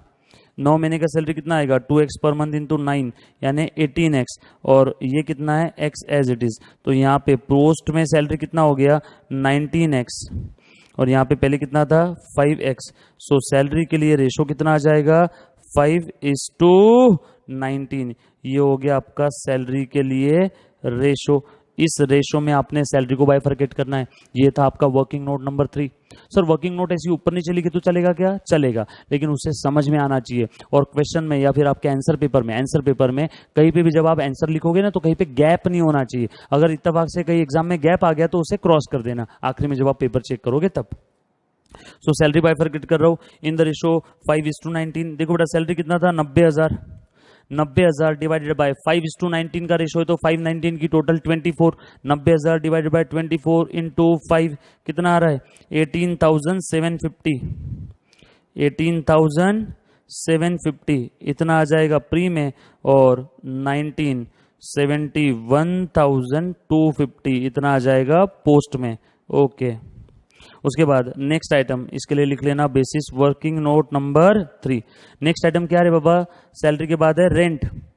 ढूंढो, एक क्वेश्चन बता, रेंट के लिए कुछ एडजस्टमेंट है क्या? और अगर रेंट के लिए एडजस्टमेंट नहीं है तो टाइम रेशो, क्योंकि रेंट हम लोग टाइम के हिसाब से देते हैं, महीने के महीने, साल के साल। बट यहाँ पे एडजस्टमेंट है। रेंट के लिए क्या एडजस्टमेंट है देखो जरा, सैलरी के बाद वाला पॉइंट पढ़ रहा हूं, ऊपर से चौथा line. Company also acquired additional showroom at a monthly rent of ₹2,000 from July 2008। Company ने कब से एडिशनल शोरूम अक्वायर किया है? 1 जुलाई 2008 से। कंपनी कब इनकॉर्पोरेट हुआ है? 1 जून से, बरोबर है। चलो रेंट के लिए भी एक और वर्किंग नोट लिखो, फिर नीचे आ जाओ। Working note number 4, working note number 4 किसके लिए? रेंट के लिए। अभी लिख लेता हूं बेटा, फिर से लिखता हूं, जैन टू में इतना पीरियड कौन सा था? ये हमारा प्री। उसके बाद जून, उसके बाद जुलाई टू मार्च। सर आप ऐसे जून अलग क्यों लिख रहे हो? क्योंकि बेटा जो भी रेंट है ना, जो भी एडिशनल शोरूम लिया है वो कब से लिया है? जुलाई से। एग्जिस्टिंग रेंट कितना है? चलो फटाफट से चेक करो तो। एग्जिस्टिंग रेंट दिया है 1,35,000 रुपये। एग्जिस्टिंग रेंट दे दिया है 1,35,000 रुपीज। ये आपका टोटल रेंट है बच्चों, ध्यान देना सभी ने, ये आपका टोटल रेंट है। और यहां पे इन्होंने क्या बोला है? एडिशनल शोरूम कब से लिया है? एडिशनल शोरूम रे बाबा जुलाई से लिया है, और उसका रेंट कितना था? 10,000 रुपए पर मंथ। ठीक है, अभी देख लेते। तो यहां से मैं ऐसा बोल सकता हूं, अपने पास दो शोरूम है, यहां पे एडिशनल की बात चल रही है, मतलब दो शोरूम है, एक होगा ओल्ड और एक होगा एडिशनल।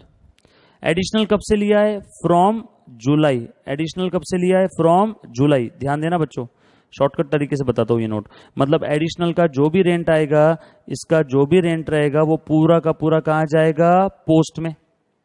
सर ऐसा क्यों? एडिशनल कब से लिया बताओ जरा डेट मुझे। 1 जुलाई से। जुलाई कहां पे आता है? पोस्ट इनकॉर्पोरेशन पीरियड में। तो एडिशनल शोरूम का पूरा रेंट कहां चला जाएगा? पोस्ट में। बोलो बेटा एडिशनल शोरूम का रेंट कितना है जुलाई से नेक्स्ट ईयर मार्च तक? जुलाई, अगस्त, सितंबर, अक्टूबर, नवंबर, दिसंबर, जनवरी, फरवरी, मार्च। कितना आ जाएगा फिर यहां पे? सो 10,000 पर मंथ इंटू 9 मंथ, यानी ये 90,000 पूरे के पूरे जाएंगे पोस्ट में एडिशनल शोरूम का। अब एडिशनल शोरूम छोड़ दिया तो पुराना वाला कौन सा शोरूम था? Old showroom. सर क्वेश्चन में तो ओल्ड के बारे में दिया नहीं है। अरे बाबा बोला है एडिशनल शोरूम जुलाई से लिया। एडिशनल का अर्थ क्या हुआ? ऑलरेडी एक है तो पुराना वाला शोरूम, उसका रेंट कितना रहेगा? अब अगर ये 1,35,000 है तो पक्के में उसमें से 90,000 अगर एडिशनल है तो 1,35,000 माइनस 90, इसका कितना रहेगा? देयरफॉर बैलेंसिंग फिगर बच्चों ध्यान देना, कितना आ गया आपका? 45,000। ये किसका रेंट होगा? Rent of old showroom. Done. Sir ये ओल्ड शोरूम का मतलब ये क्या प्री में जाएगा क्या? नो, एडिशनल शोरूम जुलाई से लिया, ऐसा बोला है क्या? ओल्ड शोरूम छोड़ दिया? नो, मतलब ओल्ड शोरूम पहले भी था, बाद में भी है, मतलब ये ओल्ड शोरूम का रेंट प्री में भी आएगा, पोस्ट में भी आएगा। सर कितना आएगा? मुझे क्या पता, ओल्ड शोरूम के बारे में तो कुछ बोला ही नहीं है, कब से रेंट बढ़ा, कब से कम हुआ, कब लिया, कब नहीं लिया। तो जहां पे रेंट के बारे में कुछ नहीं बोला है वहां time ratio. So old showroom का जो भी रेंट रहेगा वो कैसे रहेगा? इन टाइम रेशो कितना निकला था बेटा हमने? ऊपर जरा देखो तो टाइम रेशो कितना था मेरा? 1:2। आ जाओ फिर से नीचे, देखो फिर ये रेंट के लिए हम लोग है ना ये डायग्राम कंटिन्यू करते, रेंट के लिए हम लोग ये ही डायग्राम कंटिन्यू करते बच्चों। ये ज्यादा अच्छा वर्किंग नोट दिख रहा है मुझे, इसको थोड़ा सा साइड में ले लूं क्या? ऐसे ये आ गया साइड में। ओके, ये मैंने ले लिया रेंट के लिए, यहां पे ये आ गया मेरा rent. Done. So old showroom का रेंट कौन सा रेशो रहेगा? टाइम रेशो रहेगा 1:2, यानी 45,000 डिवाइडेड बाय 3 इंटू 1 और 2। सो यहां पे आ जाएगा प्री में 15,000 और पोस्ट में आ जाएगा 30,000, पोस्ट इनकॉर्पोरेशन पीरियड। सो ये हो गया प्री का, और ये दोनों भी हो गए पोस्ट में। सो पोस्ट का टोटल कितना आ जाएगा? 90 प्लस 30 1,20,000 ये पोस्ट में, और ये 15,000 प्री में। ये था आपका 1,35,000 रेंट का बाइफर्केशन। बच्चों एक बार ध्यान देना, इन्होंने बोला है एडिशनल शोरूम कब से लिया? जुलाई से। मतलब ये तो 100% कंफर्म है कि एडिशनल का जो भी रेंट रहेगा वो कहां जाएगा? जुलाई में, पोस्ट में। और उसके अलावा जो पुराना शोरूम था वो पहले भी था, बाद में भी है, यही प्रॉपर अजम्पशन है। तो उसका कहां पे आ जाएगा? प्री और पोस्ट दोनों में इन टाइम रेशो। सिंपल है, तो मैं लिख लूं फिर यहां पे। तो प्री में कितना आया? 15, और पोस्ट में कितना आया? 1,20,000। सो लिखते बेटा वर्किंग नोट नंबर 4, 15,000 और 1,20,000। रेंट के बाद नेक्स्ट आइटम क्या है? फटाफट से चेक करो बेटा। रेंट के बाद है आपका इंटरेस्ट के लिए कुछ दिया है क्या? चेक करो बच्चों। यस, देखो टेबल के ऊपर इंटरेस्ट के लिए इंफॉर्मेशन दी है बेटा। कंपनी ने लोन कब से लिया है? कंपनी ने लोन लिया है 1 जून से। कितने का लोन लिया है? 9 लाख रुपए का। वो भी कैसे? Eight 10% per annum. मतलब ये तो क्लियर है कि वो 9 लाख का लोन जो कंपनी ने लिया है इनकॉर्पोरेशन के बाद लिया होगा, तो 9 लाख के लोन का इंटरेस्ट इनकॉर्पोरेशन के बाद में जाएगा, यानी पोस्ट। चलो इंटरेस्ट के लिए भी एक वर्किंग नोट बना लेते हैं। सो इंटरेस्ट की working note number 5, working note number 5 लिखो फटाफट से। इंटरेस्ट, हाँ बोलो बेटा, इंटरेस्ट टोटल कितना दिया है? 1,05,000। टोटल इंटरेस्ट है 1,05,000। उसमें loan taken by company 9 lakh रुपए का at the rate 10% per annum. कब लिया? On 1 June 2008। तो इसका इंटरेस्ट जो भी रहेगा वो कहां जाएगा? पूरा का पूरा पोस्ट में। चलो बेटा कैलकुलेट करो, 1 जून 2008 से 31 मार्च, साल कब खत्म हो रहा है? 31 मार्च को। सो जून से लेकर के 31 ऑफ मार्च 2009 तक इसका इंटरेस्ट निकालो at the rate 10% per annum. बोलो बेटा, जून से लेके मार्च, जून, जुलाई, अगस्त, सितंबर, अक्टूबर, नवंबर, दिसंबर, जनवरी, फरवरी, मार्च, 10 महीना हो गया क्या? सो निकालो बेटा, 9 lakh into 10% into 10/12, 9 lakh into 10% into 10 divided by 12 कितना आया? 75,000 रुपए। ये हो गया आपका पूरा का पूरा पोस्ट का इंटरेस्ट, क्योंकि ये किसने लिया है? कंपनी ने। सो 9 लाख के ऊपर 10% के हिसाब से कितने महीने का? 10 महीने का। आ गया आपका 75,000। ये कहाँ जाएगा रे बच्चों? ये पूरा का पूरा जाएगा पोस्ट में, क्योंकि कंपनी ने लिया है 1 जून को। अब उसके अलावा इंटरेस्ट के बारे में और कुछ दिया है क्या? यस सर, एक और चीज दिया है। यहाँ पे बोला है बेटा, business was continued on behalf of the company. देखो टेबल के ऊपर, क्वेश्चन में ऊपर से मैं चौथी लाइन पढ़ रहा हूं। Business was continued on behalf of the company and consideration of 6 lakh was settled on that day. Okay, that day मतलब कौन सा डे था यहाँ पे? 1 जून, क्योंकि कंपनी इनकॉर्पोरेट हुआ 1 जून को, और उसी के आगे बोला है कि उसी दिन हमने इंटरेस्ट पे कर दिया है, यानी 1 जून को, along with the interest at the rate 12% per annum.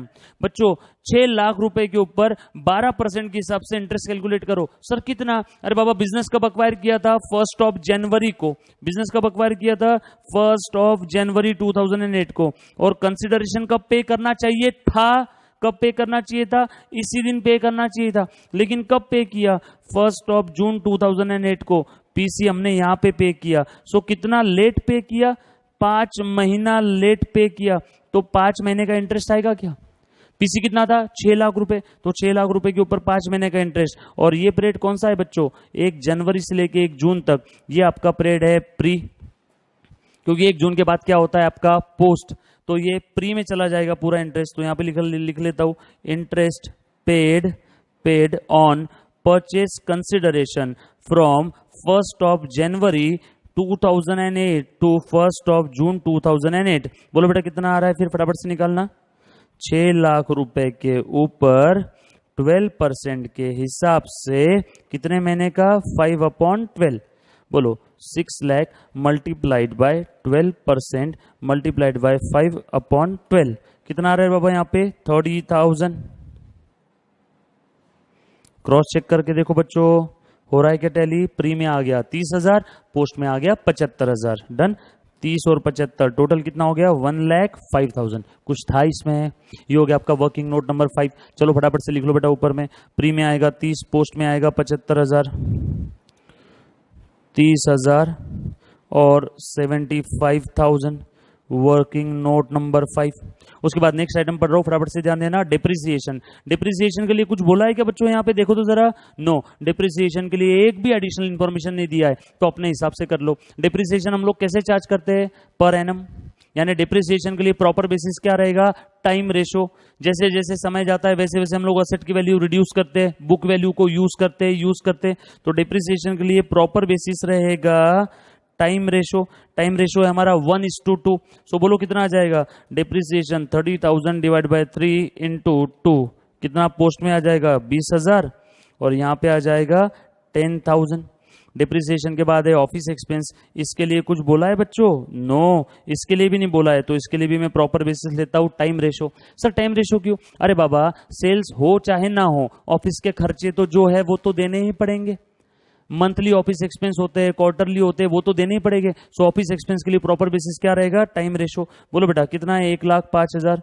1,05,000 divided by 3, 1:2 का रेशो है। तो प्री में आ जाएगा 35,000 और 2 इसमें आ जाएगा 35,000 इंटू 2 कितना 70,000 रुपए पोस्ट में। ऑफिस एक्सपेंस के बाद है sales promotion expense, sales promotion expense, इसके लिए प्रॉपर बेसिस सेल्स रेशो रहेगा। सेल्स एक्सपेंस है सेल्स रेशो, सेल्स रेशो कितना था 5:28। देखो बेटा सेल्स रेशो कितना था 5:28। बोलो सेल्स प्रमोशन एक्सपेंस कितना है 33,000, तो प्री में आ जाएगा 5,000, यहाँ पे आ जाएगा 28,000। सेल्स प्रमोशन के बाद है प्रिलिमिनरी एक्सपेंसेस राइट ऑफ। बच्चों ध्यान देना, मैंने पहले बताया था प्रिलिमिनरी एक्सपेंसेस क्या है, कंपनी इनकॉर्पोरेशन के लिए जो खर्चे इनकर किए थे वो प्रिलिमिनरी एक्सपेंस। लेकिन राइट ऑफ कब करते हैं, इनकॉर्पोरेशन के बाद, तो ये आ जाएगा पूरा का पूरा post preliminary expenses right of, पूरा का पूरा आ जाएगा पोस्ट। काम की चीज है, बच्चे गलती करते हैं यहाँ पे, पूरा पूरा हमें इसी बार राइट ऑफ करना है। कितना आ जाएगा 15,000 रुपए। डन, प्रॉफिट का फिगर दिया है, गेम ओवर। बच्चों पूरा क्वेश्चन खत्म हो गया, फटाफट से ध्यान देना। अभी कैलकुलेट करो प्री के खर्चे प्री के इनकम का डिफरेंस। सो प्री की इनकम माइनस प्री के खर्चे आ जाएगा प्री प्रॉफिट यानी कैपिटल प्रॉफिट।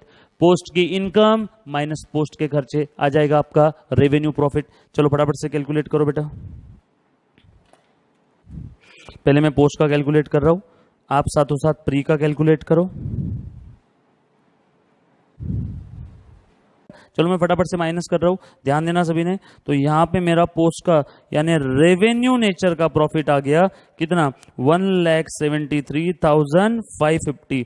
और मैं अब प्री के इनकम में से प्री के खर्चे माइनस कर रहा हूं, ध्यान देना, फटाफट से माइनस करो। 1,20,000 माइनस यहां पे कितना आ रहा है बाबा, माइनस ओके माइनस 750 का लॉस आया है बेटा, प्लस 173,550 172,800। ओके ये आ गया मेरा कैपिटल लॉस।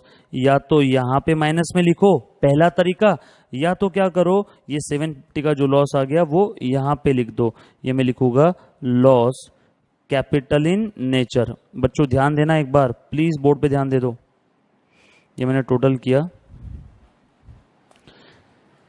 बेटा, पोस्ट के इनकम में से पोस्ट के खर्चे माइनस किए, पोस्ट प्रॉफिट आ गया 173,550। ये है आपका पोस्ट प्रॉफिट यानी रेवेन्यू नेचर प्रॉफिट। देखो ये क्या लिखा है मैंने, revenue nature profit, revenue in nature. ये आपका कितना आया 1,73,550। और जो प्री इनकम है उसमें से प्री खर्चे माइनस की वो हमारा आ गया लॉस। या तो यहां पे माइनस फिगर लिखो कैपिटल लॉस, या तो यहां पे माइनस लिखो, या तो इस साइड में लिख दो, जो भी डिफरेंस आ रहा है 750। मैं एक काम करता हूं इस साइड में लिख देता हूं। लॉस कितना आया बेटा मेरा,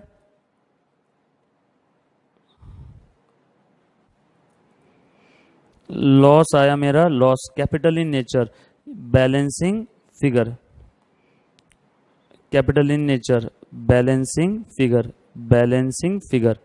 डन, ओके। सो रेवेन्यू प्रॉफिट आया मेरा 173,550 और मेरा लॉस आया कैपिटल इन नेचर वो आया 750 और रेवेन्यू नेचर का प्रॉफिट आया 173,550।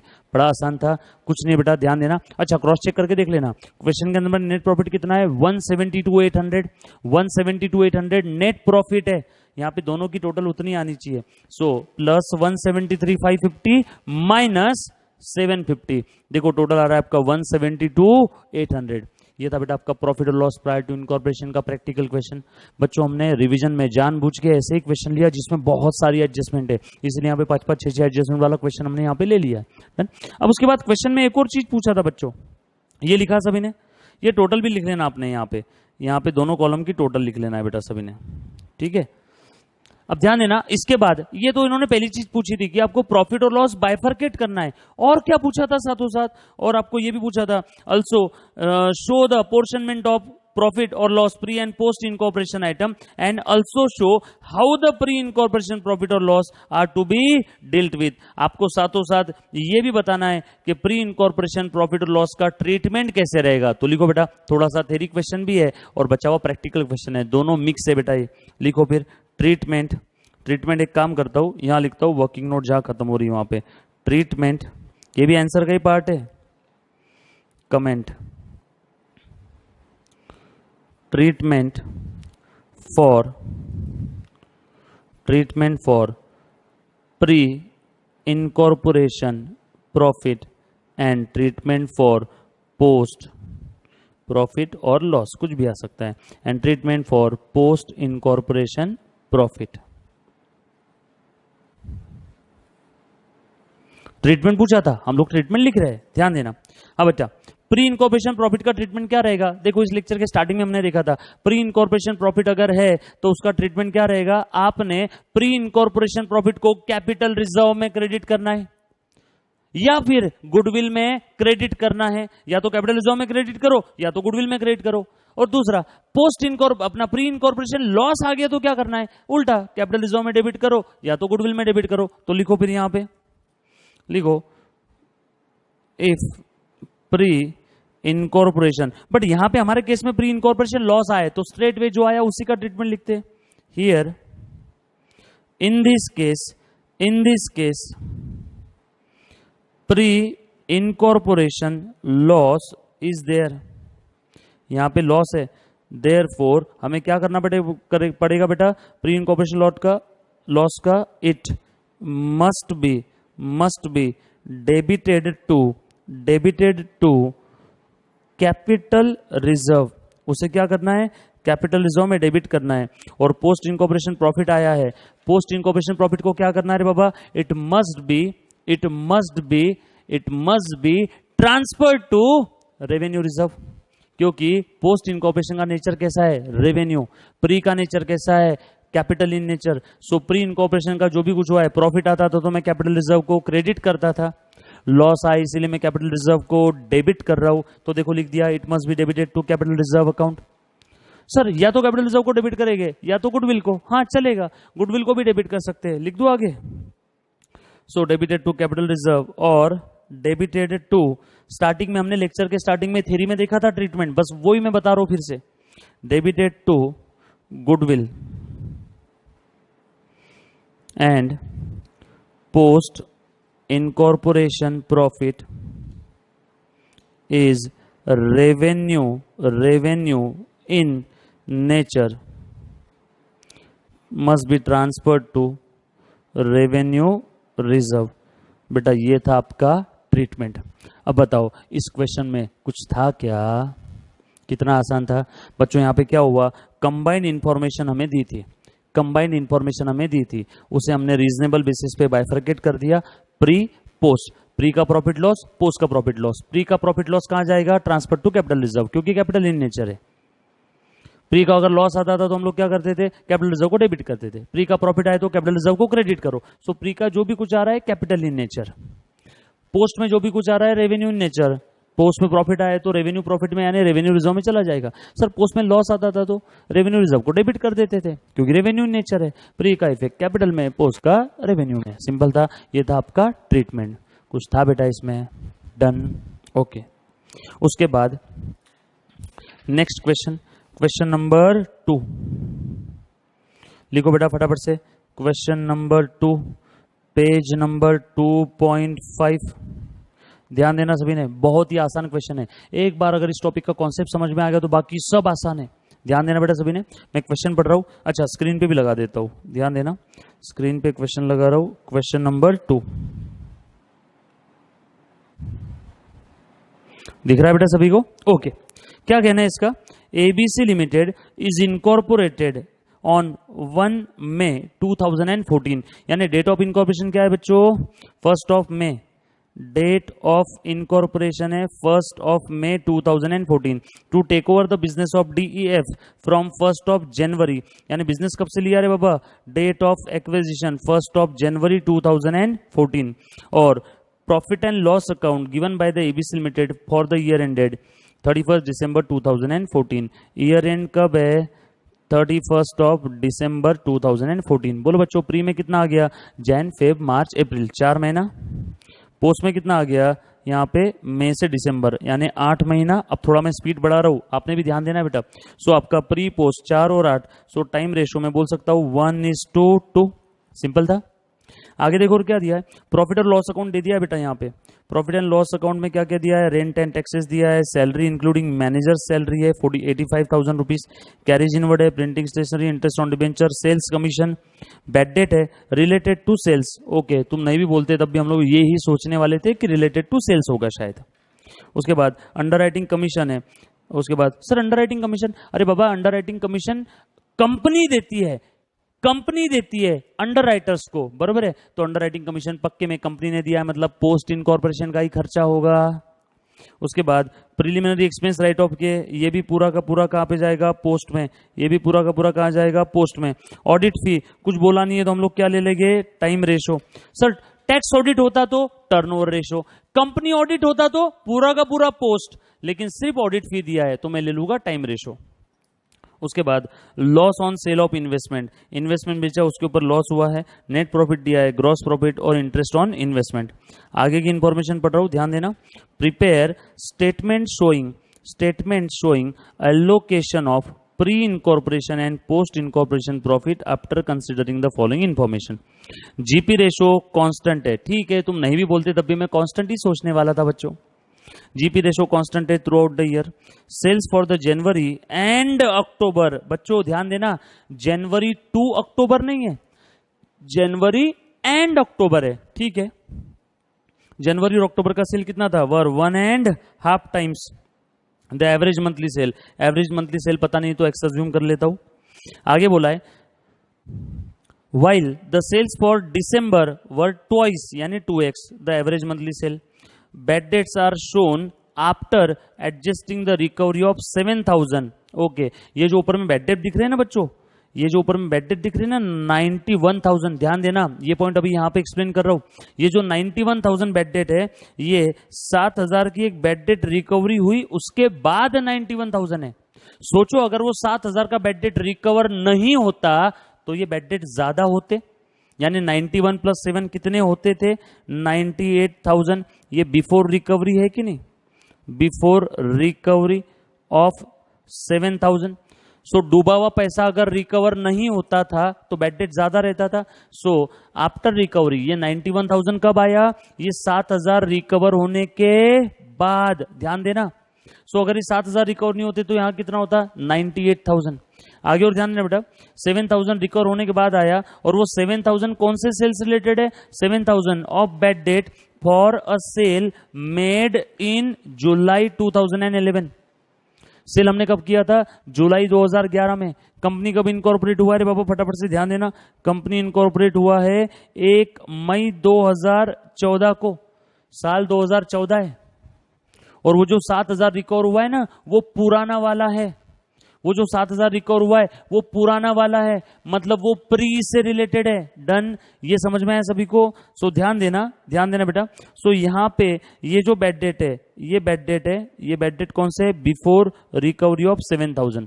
सो ध्यान देना, मैं देखो मैं क्या करने वाला हूं आगे आंसर में। हम लोग जो स्टेटमेंट बनाएंगे ना, प्री पोस्ट, अभी बता देता हूं, प्लीज ध्यान दे दो। ये आपका स्टेटमेंट रहेगा प्री पोस्ट का, हाँ अब दिख रहा है सभी को, ओके।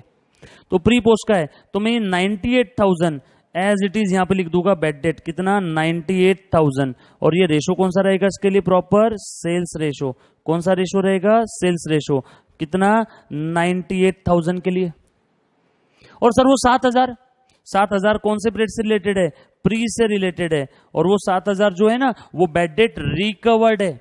7,000 जो है वो बैड डेट रिकवर्ड है। डूबा हुआ पैसा वापस आता है तो पीएनएल के डेबिट में लिखते हैं या क्रेडिट में, क्रेडिट में। सो बैड डेट रिकवर्ड, यहां लिखता हूं बैड डेट रिकवर्ड, प्री से रिलेटेड है तो वो यहां पे लिख दिया 7,000, और ये 98,000 को मैं यहां पे और यहां पे बाइफरकेट करूंगा इन सेल्स रेशो, और ये 7,000 पूरा का पूरा रहेगा प्री में। सर आपने क्या अलग कर लिया, अरे बाबा इधर 98 लिखना क्या, इधर 7 लिखना क्या, मतलब सर 91 ही तो हुआ ना, दोनों अलग अलग है। ध्यान देना, यहां पे हमें क्या बोला था क्वेश्चन में, बैड डेट कितना है टोटल 91,000। ये 91,000 का बैड डेट कब हुआ, नीचे एडजस्टमेंट में दिया है 91,000 का बैड डेट हुआ डूबा हुआ 7,000 रिकवर होने के बाद। अगर वो 7,000 रिकवर नहीं होता था तो ये बैड डेट कितना होता था? पक्के में 98,000 ज्यादा रहता था। सर फिर आपने इसको अलग अलग ऐसे क्यों किया? 98 लिख दिया, 7,000 अलग से लिखा। बताता हूं, क्योंकि वो 7,000 अलग पीरियड का है, इसलिए मुझे वो 7,000 पूरा का पूरा जो रिकवर्ड है वो इनकम है, रिकवर्ड इनकम प्री में लिखना पड़ेगा। सो इनकम प्री में लिखा 7,000, यहां पे फिर मैं कितना लिखूंगा? 98। बात तो एक ही है, 98 और 7 नेट इफेक्ट कितना आया? 91,000। बट वो 91 में थोड़ा सा प्री है, 91 में पोस्ट है, इसलिए मैंने क्या किया? जुदा कर दिया। वो 91 कब आया? डूबा हुआ 7,000 रिकवर होने के बाद। So bad debt recovered 7,000 related to pre था 2011, तो मैंने प्री में लिख दिया, बरोबर है। अब ये रिकवर्ड मैंने अलग लिखा है, तो बोलो ओरिजिनल में बैड डेट कितना होगा? फिर 98,000। ये बैड डेट के लिए अपना नॉर्मल सेल्स रेशो, क्योंकि जो पीरियड में ज्यादा सेल वो पीरियड में ज्यादा bad debt. So bad debt के लिए प्रॉपर बेसिस क्या है? Sales ratio. और ये बैड डेट रिकॉर्ड मैंने अलग से क्यों लिखा? क्योंकि ये पूरा का पूरा प्री का था। अगर ये 7,000 के नीचे एडजस्टमेंट नहीं होती ना बच्चों, तो मैं एज इट इज 91,000 को, ये 91,000 को सेल्स रेशो में बाइफरकेट कर देता। क्लियर है? डोंट वरी, क्वेश्चन सॉल्व करते समय हम लोग वापस देखेंगे, बट अभी ध्यान रखो क्या करना है। 91,000 था, रिकवर नहीं होता था तो बैड डेट कितना होता था? ज्यादा। डूबा हुआ पैसा रिकवर नहीं होता था तो बैड डेट कितना होता था? 98,000। सो 98,000 को सेल्स रेशो में, डूबा हुआ पैसा पुराने पीरियड का है तो लिख दिया बैड डेट रिकवर्ड प्री के अंदर में। उसके बाद आगे और ध्यान देना क्या दिया है, आगे और ध्यान देना क्या दिया है। Manager salary was increased by rupees 2,000 per month from 1st of May 2014। Okay, 1 मई से उसका सैलरी 2,000 रुपए पर मंथ से बढ़ गया। ठीक है, यानी पहले कितना था? 2,000 रुपए कम था, बाद में कितना था? 2,000 से बढ़ गया। All investment were sold on April 2014, मतलब ऊपर जो loss on sale of investment दिया है, ये पूरा का पूरा लॉस कहां तक का होगा? Till April. Sir till April मतलब क्या? टिल अप्रैल मतलब क्या? कंपनी इनकॉर्पोरेट हुआ मई में और इन्वेस्टमेंट हमने इनकॉर्पोरेशन के पहले ही बेच दिया था, तो उसका फायदा नुकसान भी पूरा का पूरा पहले यानी प्री में आ जाएगा क्या? यस। चलो अब मैं क्वेश्चन सॉल्व कर रहा हूं, पूछा क्या है देख लेते हैं। यहाँ पे आपको क्या बोला बेटा? आपने बाइफरकेट करना है, प्रॉफिट और लॉस प्री और पोस्ट आपने अलग अलग कैलकुलेट करना है। चलो आ जाओ बच्चों।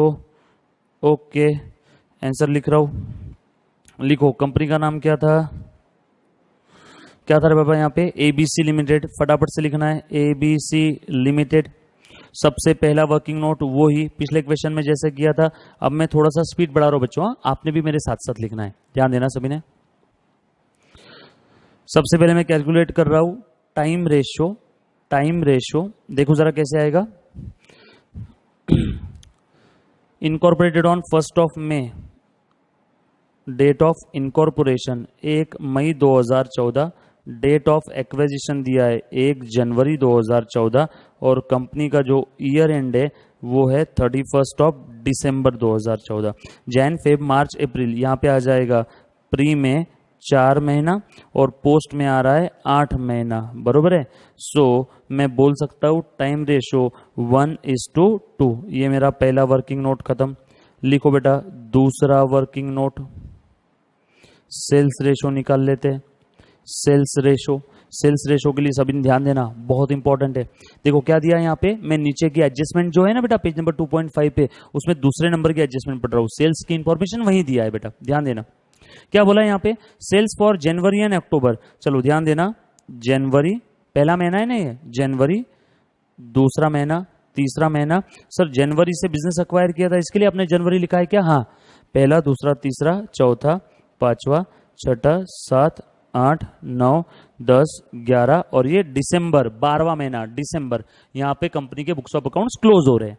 ये पूरा पीरियड है हमारा, जिस पीरियड का कंबाइंड स्टेटमेंट दिया है क्वेश्चन में, बरोबर है। इसमें प्री कितना है? जैन फेब मार्च अप्रैल, 4 महीना, क्योंकि 1 मई से तो पोस्ट शुरू हो गया। प्री कितना है? हाँ, ये इतना है मेरा प्री, और ये बचा हुआ क्या है? पूरा का पूरा पोस्ट, बरोबर है। हाँ, अभी ध्यान देना क्या क्या बोला बेटा यहाँ पे। Sales for January and October were 1.5 times the average monthly sale. Average monthly sale पता नहीं इसलिए एक्स ले लेता हूं, तो जनवरी और अक्टूबर का 1.5 गुना है तो 1.5x हो जाएगा।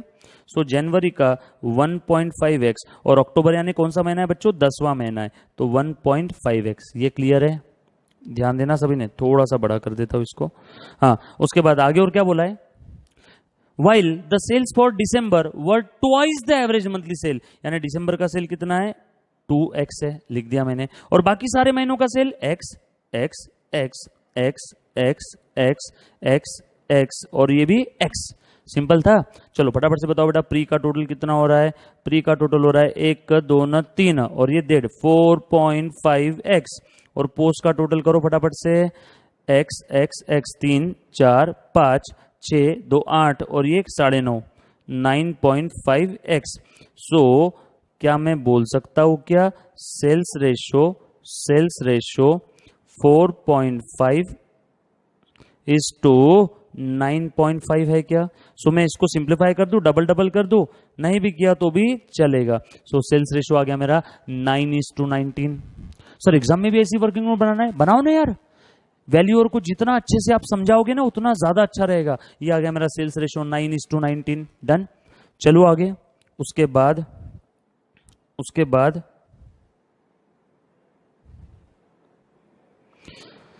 टाइम रेशो आ गया, सेल्स रेशो आ गया। अब मैं स्टेटमेंट बनाना स्टार्ट कर रहा हूं। लिखो बेटा स्टेटमेंट ऑफ प्रॉफिट और लॉस प्रायर टू इनकॉर्पोरेशन। ठीक है, चलो स्टेटमेंट का फॉर्मेट वही है। आप फॉर्मेट चाहो तो चेंज भी कर सकते हो क्योंकि स्टेटमेंट बोला है, कोई अकाउंट नहीं बना रहे हम लोग।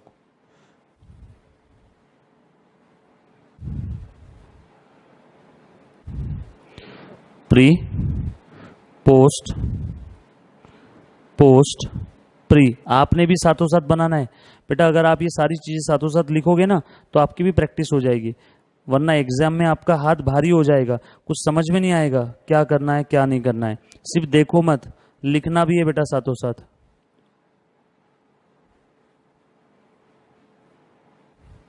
एक बेसिस का कॉलम बना लिया, और कोई वर्किंग नोट बनी तो हम लोग स्टेटमेंट के बाद बना लेंगे। स्टेटमेंट के लिए जनरली एक पेज की जगह लगती है, या फिर क्वेश्चन में आइटम देख लो कितने, उतनी लाइन की जगह लगेगी। चलो 1 बाय 1 एक आइटम स्टार्ट करो। सबसे पहले लेता हूं gross profit. Okay, gross profit कितना दिया है बेटा यहाँ पे, ग्रॉस प्रॉफिट बोलो प्रॉपर बेसिस क्या रहेगा, सेल्स रेशो। बोलो बेटा सेल्स रेशो कितना है 9:19। 9:19 बोलो ग्रॉस प्रॉफिट कितना है 10,64,000 डिवाइडेड बाय 9 और 19 की टोटल 28 इंटू 9 कितना आ रहा है 3,42,019 इक्वल टू 7,22,000। कुछ था इसमें। Next item interest on investment. बच्चों नीचे ही 5वें नंबर के एडजस्टमेंट में लिखा है सारी की सारी इन्वेस्टमेंट बेच दी अप्रैल 2014 में, और कंपनी कब इनकॉर्पोरेट हुआ, मई में। इन्वेस्टमेंट बेची अप्रैल में, यानी पूरा इन्वेस्टमेंट इनकॉर्पोरेशन के पहले ही बेच दिया, तो वो इन्वेस्टमेंट से रिलेटेड फायदा नुकसान सारी चीजें सब के सब कहां जाएगा, प्री में। तो लिखूं क्या मैं, interest on investment, interest on investment पूरा का पूरा pre, since all investment were sold in April 2014। ठीक है, मतलब पूरा पूरा प्री में आ जाएगा। कितना है बेटा इंटरेस्ट ऑन इन्वेस्टमेंट 36,000 रुपए। अब डेबिट साइड के आइटम ले रहा हूं बेटा मैं, रेंट, रेट्स एंड टैक्सेस। इसके लिए प्रॉपर बेसिस क्या रहेगा देखना जरा।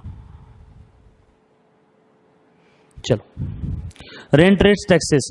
बच्चों यहाँ पे रेंट है, रेट है और टैक्सेस है। टैक्सेस मतलब ये म्युनिसिपल टैक्सेस है, शायद प्रॉपर्टी के ऊपर साल के साल देना पड़ता है, मतलब ये पूरा का पूरा खर्चा टाइम के भरोसे पे डिवाइड करना पड़ेगा, क्योंकि अदरवाइज कोई इन्फॉर्मेशन दी नहीं है, कुछ दिया नहीं है अदरवाइज। तो रीजनेबल बेसिस, और आप ही बताओ रेंट के लिए रीजनेबल बेसिस क्या रहेगा, टाइम रेशो। तो लो फिर यहाँ पे टाइम रेशो, टाइम रेशो कितना है देखो वर्किंग नोट 1 में 1:2।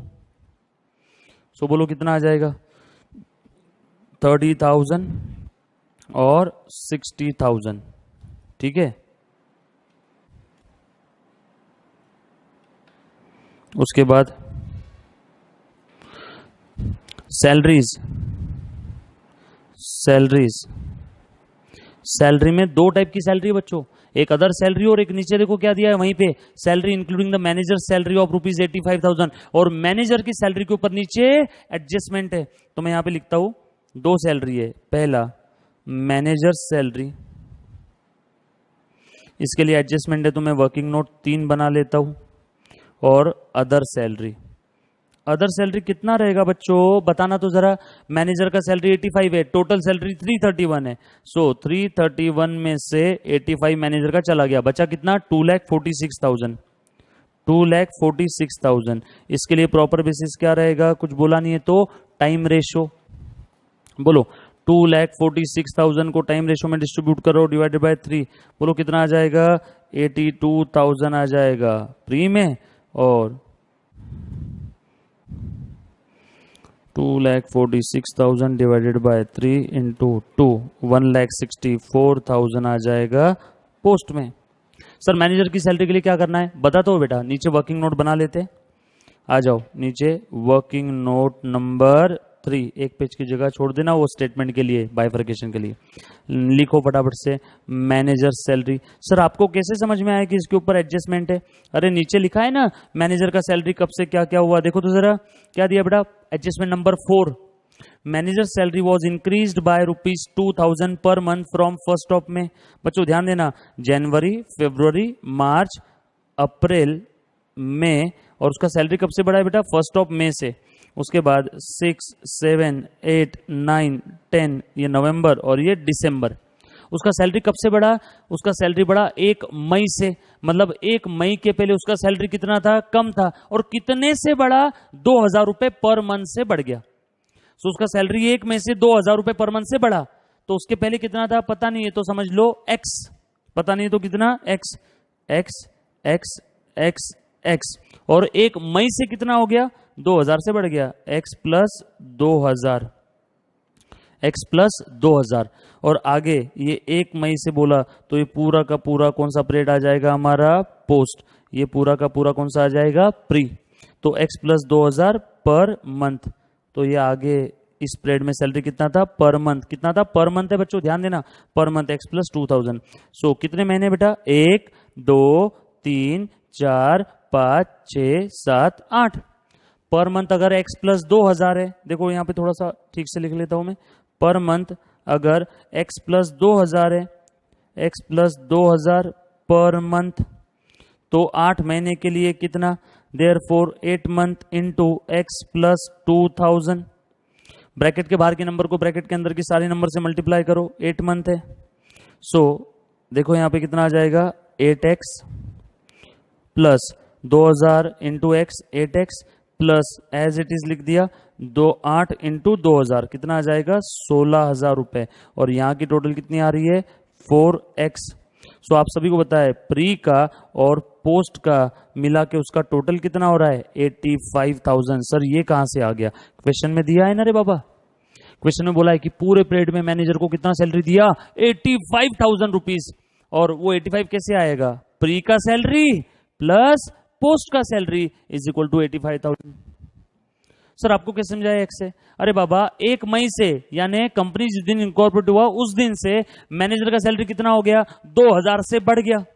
पहले कितना था पता नहीं तो ले लिया एक्स, तो पहले कितना था, पहले कितना था x, X, x per month, x per month, x per month. तो ये 4 महीने में कितना सैलरी मिला होगा, 1 महीने का एक्स, तो 4 महीने का 4x। और बाद में सैलरी कितना हो गया, x प्लस 2,000 पर मंथ, और ये कितना महीना है, 8 महीना है, तो x प्लस 2,000 इंटू 8 कितना आ जाएगा, 8x plus plus 8 into 2,000, 16,000। Bracket के बाहर के नंबर को ब्रैकेट के अंदर की सारी नंबर से मल्टीप्लाई कर दो। सो ये दोनों सैलरी मिला करके प्री का और पोस्ट का सैलरी मिला करके उसे कितना मिलता है, क्वेश्चन में दिया है 85,000 रुपीज। सिंपल है। सो बताओ बेटा उसका सैलरी प्री और पोस्ट का कितना आ जाएगा, फिर मैं एक्स का वैल्यू निकाल लूं, therefore 4x plus 8x plus 16,000 is equal to 85,000। Therefore 8 और 4x कितना हो गया, 12x, और ये प्लस 16 इधर आ जाएगा तो माइनस 16 हो जाएगा क्या। सो 85,000 माइनस 16,000, देयरफॉर 85 माइनस 16, बोलो बेटा 85 माइनस 16 कितना है, 69,000। Therefore 12x is equal to 69,000। Therefore x is equal to 69,000 divided by 12। So x का वैल्यू कितने आ जाएगा, डिवाइडेड बाय 12 कितना है बेटा, 69,000 डिवाइडेड बाय 12। 5750, ये आ गया आपका x का वैल्यू। अब इसको वैल्यू को पुट कर दो तो आपको बाकी फिगर पता चल जाएगी क्या? यस, ये है बेटा आपका x। तो प्री में कितना था? 4 इंटू 5750, सो इंटू 4 इतना आ जाएगा प्री में। Therefore salary in pre कितनी थी? 4x। देखो निकाला था ना हमने 4x। सो कितना आएगा? 4 इंटू 5750, यानी कितना आ रहा है? 23,000। इतना सैलरी कब था? प्री में। अब बेटा टोटल 85,000 में से 23,000 प्री में है, तो पक्के में बचा हुआ 62,000 कहां रहेगा? पोस्ट में। देयरफॉर पोस्ट में कितना आएगा? बैलेंसिंग फिगर 85,000 माइनस 23,000, सो कितना आ जाएगा? 62,000। यह आ जाएगा पोस्ट में। कुछ था क्या इसमें? सिंपल था। चलो आगे, ये आ गया मेरा मैनेजर्स का सैलरी। चलो इसको ऊपर लिखो बेटा, 23 and 62। Working note number 3, working note number 3, 23,000 and 62,000। Done. उसके बाद आगे देखो बेटा और क्या दिया है? मैनेजर सैलरी हो गया, अदर सैलरी हो गया, देन कैरिज आउटवर्ड। इसके ऊपर कोई एडजस्टमेंट नहीं है। कैरिज आउटवर्ड के लिए प्रॉपर बेसिस क्या रहेगा बच्चों? माल भेजने का खर्चा है। माल बेचने के लिए हम लोग भेजते हैं ना टेम्पू के अंदर में, कैरिज आउटवर्ड, ये वो खर्चा है। तो इसके लिए प्रॉपर बेसिस सेल्स रेशो लिखो फटाफट से। कैरिज आउटवर्ड सेल्स रेशो कितना आया था? 9:19। सो 14,000 डिवाइडेड बाय 28 इंटू 9 कितना आया? 4,500। और यहां पे कितना आ जाएगा? 9,500। उसके बाद प्रिंटिंग एंड स्टेशनरी, इसके लिए भी कोई एडजस्टमेंट नहीं दिया है, तो प्रॉपर बेसिस क्या रहेगा? सर यहां पे भी सेल्स रेशो लू क्या? ना, प्रिंटिंग स्टेशनरी का सेल का कोई संबंध नहीं है। ऑफिस में सेल्स हो चाहे ना हो, प्रिंटिंग स्टेशनरी तो मंथली ऑन एन एवरेज उतना लगना ही है। तो इसके लिए प्रॉपर बेसिस रहेगा टाइम रेशो। सो यहां पे लिख लेता हूं टाइम रेशो। बोलो बेटा टाइम रेशो कितना था? 1:2। सो कितना आ जाएगा यहाँ पे? 6,000 और 12,000, 18,000 को डिवाइड कर दिया। इंटरेस्ट ऑन डिबेंचर, बच्चों डिबेंचर कब आते हैं रे बाबा? कंपनी इनकॉर्पोरेट होने के बाद। तो पूरा का पूरा पोस्ट, पार्टनरशिप प्रोप्राइटरी में थोड़ी ना डिबेंचर होता है, कंपनी इनकॉर्पोरेशन के बाद ही होगा। उसके बाद सेल्स कमीशन प्रॉपर बेसिस क्या रहेगा? सेल्स रेशो है 9:19। बोलो 30,800। बच्चों कोई एडजस्टमेंट नहीं है सारे आइटम पे, sales commission, interest, printing stationery, इसलिए मैंने प्रॉपर रीजनेबल बेसिस पे डायरेक्ट बाइफरकेट कर दिया। एडजस्टमेंट होता तो वर्किंग नोट बना था। सो 30,800 डिवाइडेड बाय 28 इंटू 9 कितना आया? 9,900 और 19 कितना आया? 20,900 रुपए।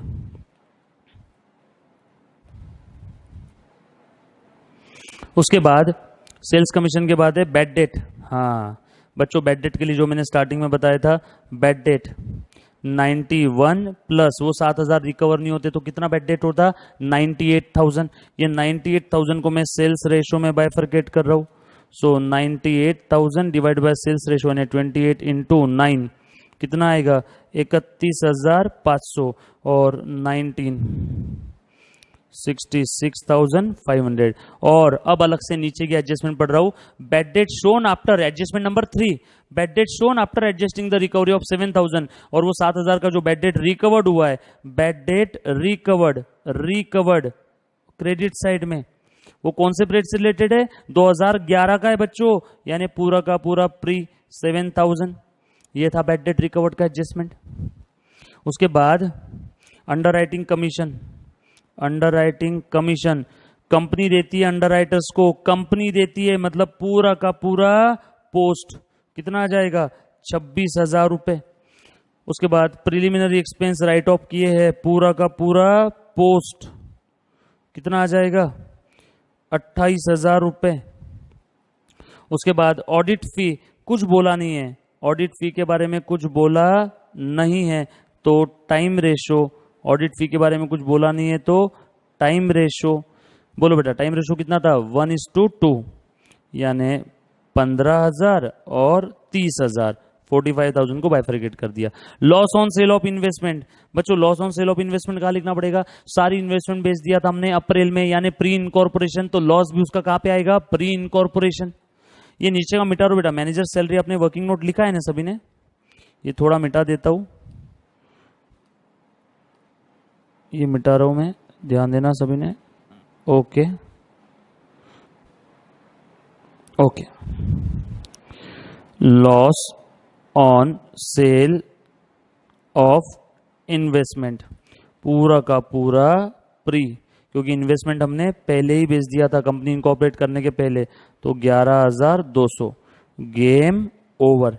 चलो बच्चों फटाफट से इसका बैलेंसिंग फिगर निकालो, बोलो कितना आ रहा है? तो बैलेंसिंग फिगर टोटल करो।